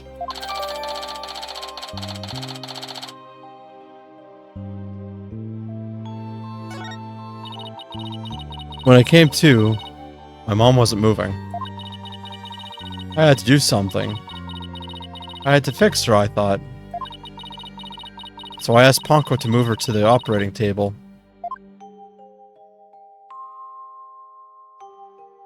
Something's wrong with Mom. So I'm taking her apart to fix her.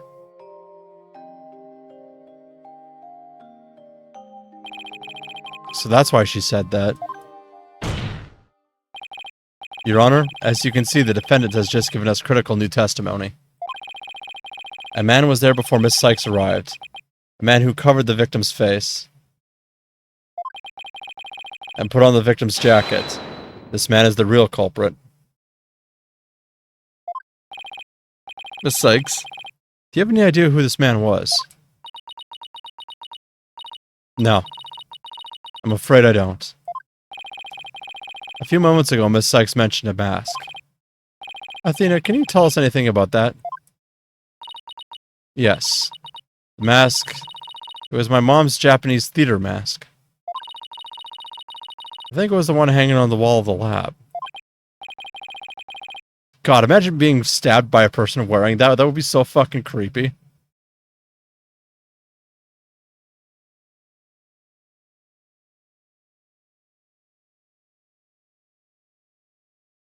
As this mask hanging here on the wall. It's kind of spooky, that mask. My mom used to tell me that a no mask has the power to turn an ordinary human being into a phantom. A phantom? It would seem that a new suspect has emerged. And that means that all suspicions against Miss Sykes has... Nope, robot says no. You see? This is precisely why I can't trust the court system. Athena Sykes is the murderer. I won't accept any other verdict. Miss Blackwell. This is not good. A new suspect? Where's this proof this person ever existed? Who says it wasn't all just a dream in the little princess's groggy little head? She's right. We don't have any hard evidence of the masked man's existence. Objection! Thank you, Mr. Wright. I'll never be able to repay you for all you've done. But I'm fine now, because I can say with certainty that I didn't kill my mother. Athena, I'm so glad for you. More and more memories are coming back now. So I'd like to say one thing if I could. Ponko came to the robotics lab about 2 p.m. to recharge. I went to the robotics lab about 2 p.m. for my regular recharge. Just as I was about to charge up, Athena came in and hugged Mommy Matey. And then Mommy Matey fell down. After that, I was recharging, so I don't know anything. You see where we're going with this. Mommy Matey was really the killer in disguise. Right. Then I must have come to the robotics lab before 2 p.m. Do I have anything here in the evidence that can help me find this person who came to the lab before 2 p.m.? Maybe this? Take that! This is Prosecutor Blackwell leaving the scene after the incident, around 3 p.m. What I'm wondering is, does the video show anyone else passing by there before then? I don't see anything in the investigation report. It looks like they didn't check. Wow! Just as I thought. So if we rewind the footage and go back to around 2 p.m., we should be able to see the true culprit leaving the scene. I love the plot holes in this game, Marine. Very well then, let's take a look.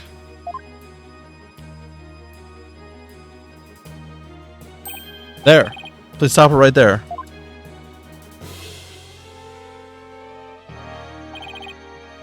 It's just like you said. There's a man leaving the scene of the crime.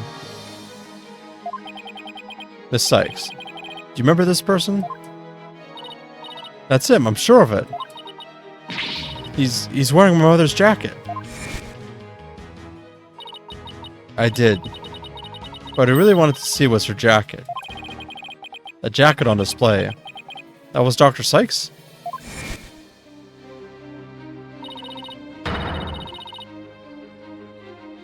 Can you see it? There's a slash I made with the utility knife that day. And I'm sure that knife is just under that jacket somewhere.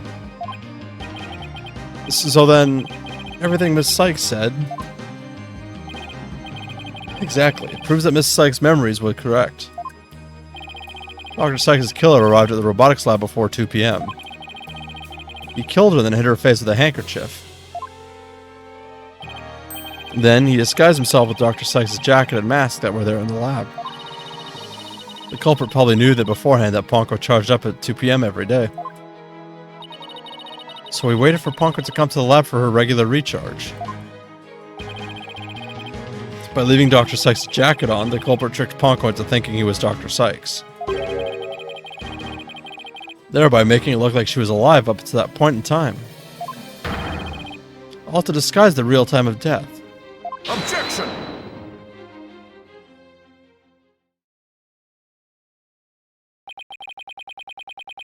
I don't know why I really like Edgeworth's smug face in 3D. That's a nice theory, Mr. Wright, but I'm afraid that's just not possible. What? Why not? The victim's jacket is clearly visible right there in the video. And that right there is precisely the problem. The ID tag on the jacket at the scene that confirms beyond a doubt that it belongs to the victim. If the person who left the tab truly was wearing the victim's jacket, then how could it possibly have wound up back at the crime scene? What's going on? That doesn't make sense. Edgeworth's right. If the culprit was wearing the jacket, how did it get back to the lab?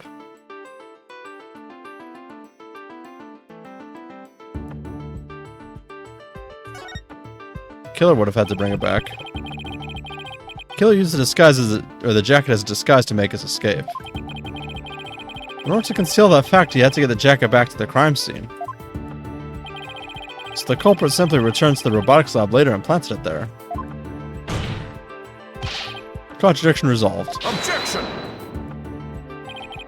Except that it would have been impossible. The only people who came to the robotics lab after the killer were Prosecutor Blackwell and the people who reported the body. They claimed that the jacket was there when they arrived. So, when did you propose this mysterious man of yours had the chance to return the jacket? A puzzling question indeed. When did the culprit have the chance to bring the jacket back? When the body was found. The only time the culprit could have returned the jacket was when the body was found. Mr. Wright, do you realize the implication of that argument? I do. Most people, when they come across a murder, focus their attention on the body. The culprit could have taken advantage of that split second to plant the jacket.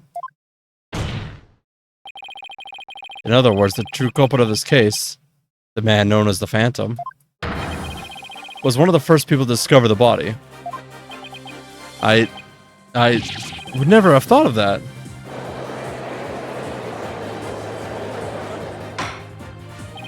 Order in the court. What is the meaning of this, Prosecutor Edgeworth? The body was discovered and reported by a group of 3 people. They were there to collect the space probe's capsule in preparation for the Hat 1 launch. One of those people had a special bag to transport the capsule in. Oh, you mean the shock-resistant bag? Correct. I suppose if the jacket was in that bag, it could have been returned to the scene of the crime without anyone noticing. I'll see to it that you get the reports on those 3 people. You will? We should also check the facial recognition database for that robot. If this person felt the need to hide his face with the theater mask, it might mean that his facial data was once registered. Prosecutor Edgeworth, does this mean... I have to admit, I believe Miss Sykes' memories to be credible. You win, right? Not this was ever an official trial anyways. Do my ears deceive me? Prosecutor Edgeworth, are you actually conceding? The robot's gonna say no. Is it true, boss? Does this mean I can't believe it. It's over, I won. I proved that both Athena and Prosecutor Blackwell are innocent. Your Honor, I see no need to further prolong this trial. Objection! Hold on, Mr. Wright. Have you forgotten who's in charge of this trial? That's right, I'm the one who's supposed to say I see no need to further prolong. Not you either, Your Honor. Now silence. Little princess who was truly beloved by Métis, and who repaid that love with death. All these years, hating Athena was the only thing that's kept me going. But what do I do now? Can anybody tell me? How am I supposed to go on? Miss Blackwell. How unlike you, Aura. Métis was deeply passionate about her work, and she chose you as her partner, isn't that? Shut up, Simon. You know exactly how I felt about her. Her respect as a coworker wasn't all that I wanted. Then what did you want from her? Did you really just go there, Your Honor? Aura, there's something I've wanted to say if you will lend me an ear. I have in my possession a lead on who Métis' murderer is. You do? Right, Dono, you asked me about the identity of the Phantom of 7 years have passed. That's right. The Phantom, the person Blackwell has been looking for, even from behind bars. 7 years ago, somebody hatched a plan to sabotage the Hat 1 rocket. The spy. But he was no ordinary spy. We knew naught about him, his background, appearance. We came to refer to him as the Phantom. At the time, I was working with the police to hunt him down. And then one day, a miracle occurred, and I obtained a lead on him. Ooh, how exciting. What was the lead? A recording of the Phantom's voice. But the quality was too poor for proper voice analysis. Yet I had hope. Aura's co-worker was a scientist who could analyze human emotions. So I asked her to evaluate the recording using analytical psychology. And that scientist was Dr. Sykes. Yes, a spy's greatest fear is to have his true identity discovered. In addition to the Hat 1, Dr. Sykes results in the recording that was surely among his targets. But a search of the Space Center bore no fruit, so he must have started to panic. He couldn't find them. But where could they have been? Huh. Who is to say? Wow, I bet he's never let that out of his sight all these years. How in the world did you smuggle them into prison? Oh, I have my ways. What's more, my partner is especially talented at that sort of thing.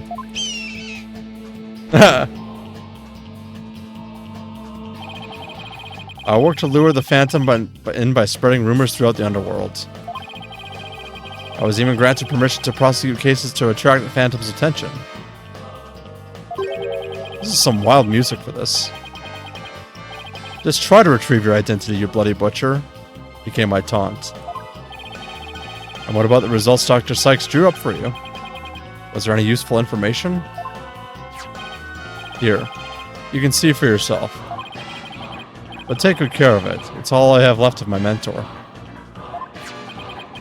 I will. I better hold on to this real tight.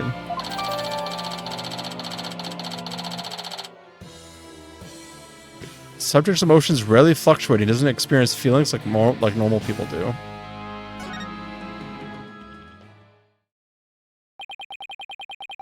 Psychological profile. Classified. Emotional output of his voice extremely weak compared to typical voices.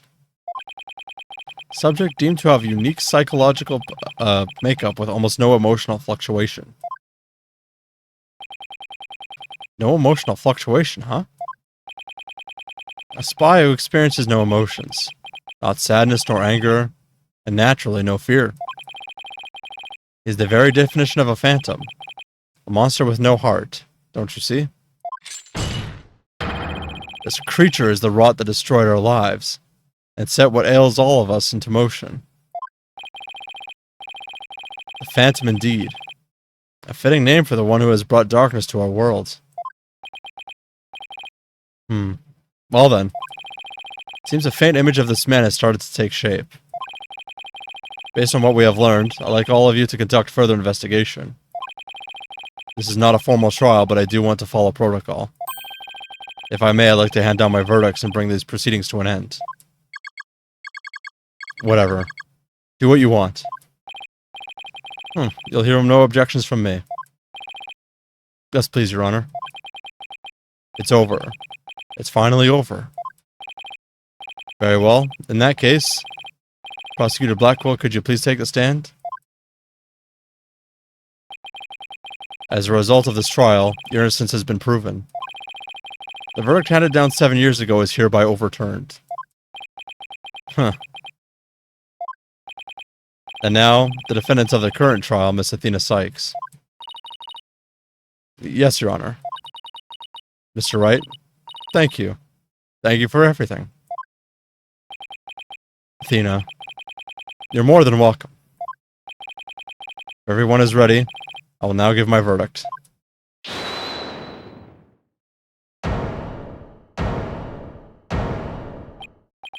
You!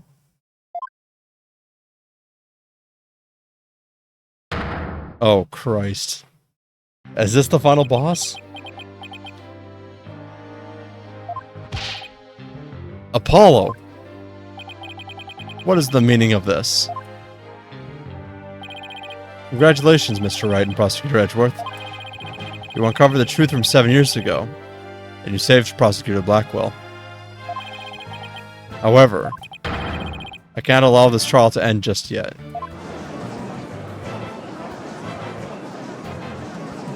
Apollo, you fucking cuck. Why, Apollo? Why would you do this to us?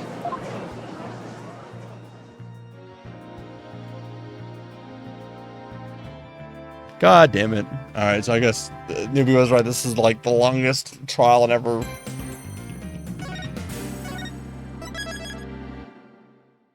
Now, it's 9 o'clock. I have to raid out. I have to go medicate my cat.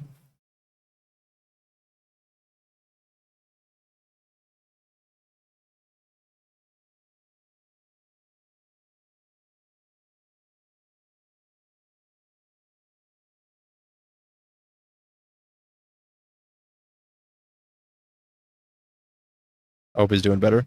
He seems to be, but I'm still worried. I mean, fuck. This is gonna sound disgusting. Wait, Marine, have you already eaten your sandwich?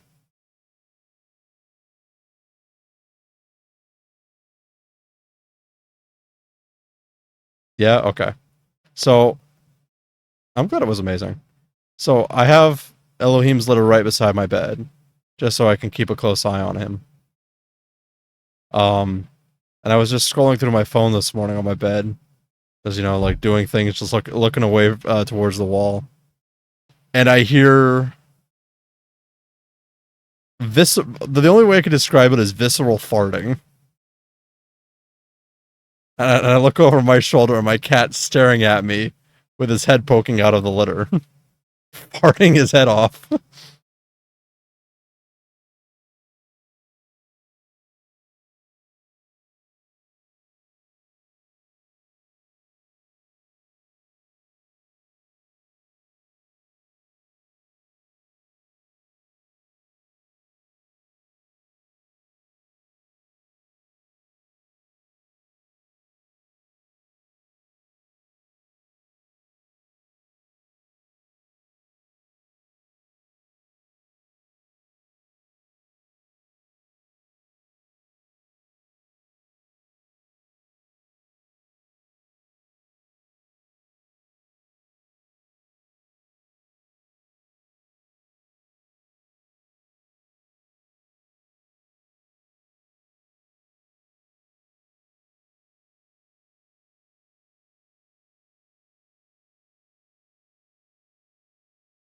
No, you know what?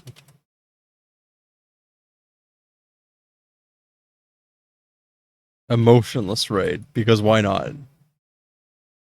Anyhow, hope everybody takes care of themselves. Eat, sleep, drink, do whatever you need to do. I don't have any plans for tomorrow, I think, so I'm not sure what I'm gonna do. But we'll see. Anyways. Good night.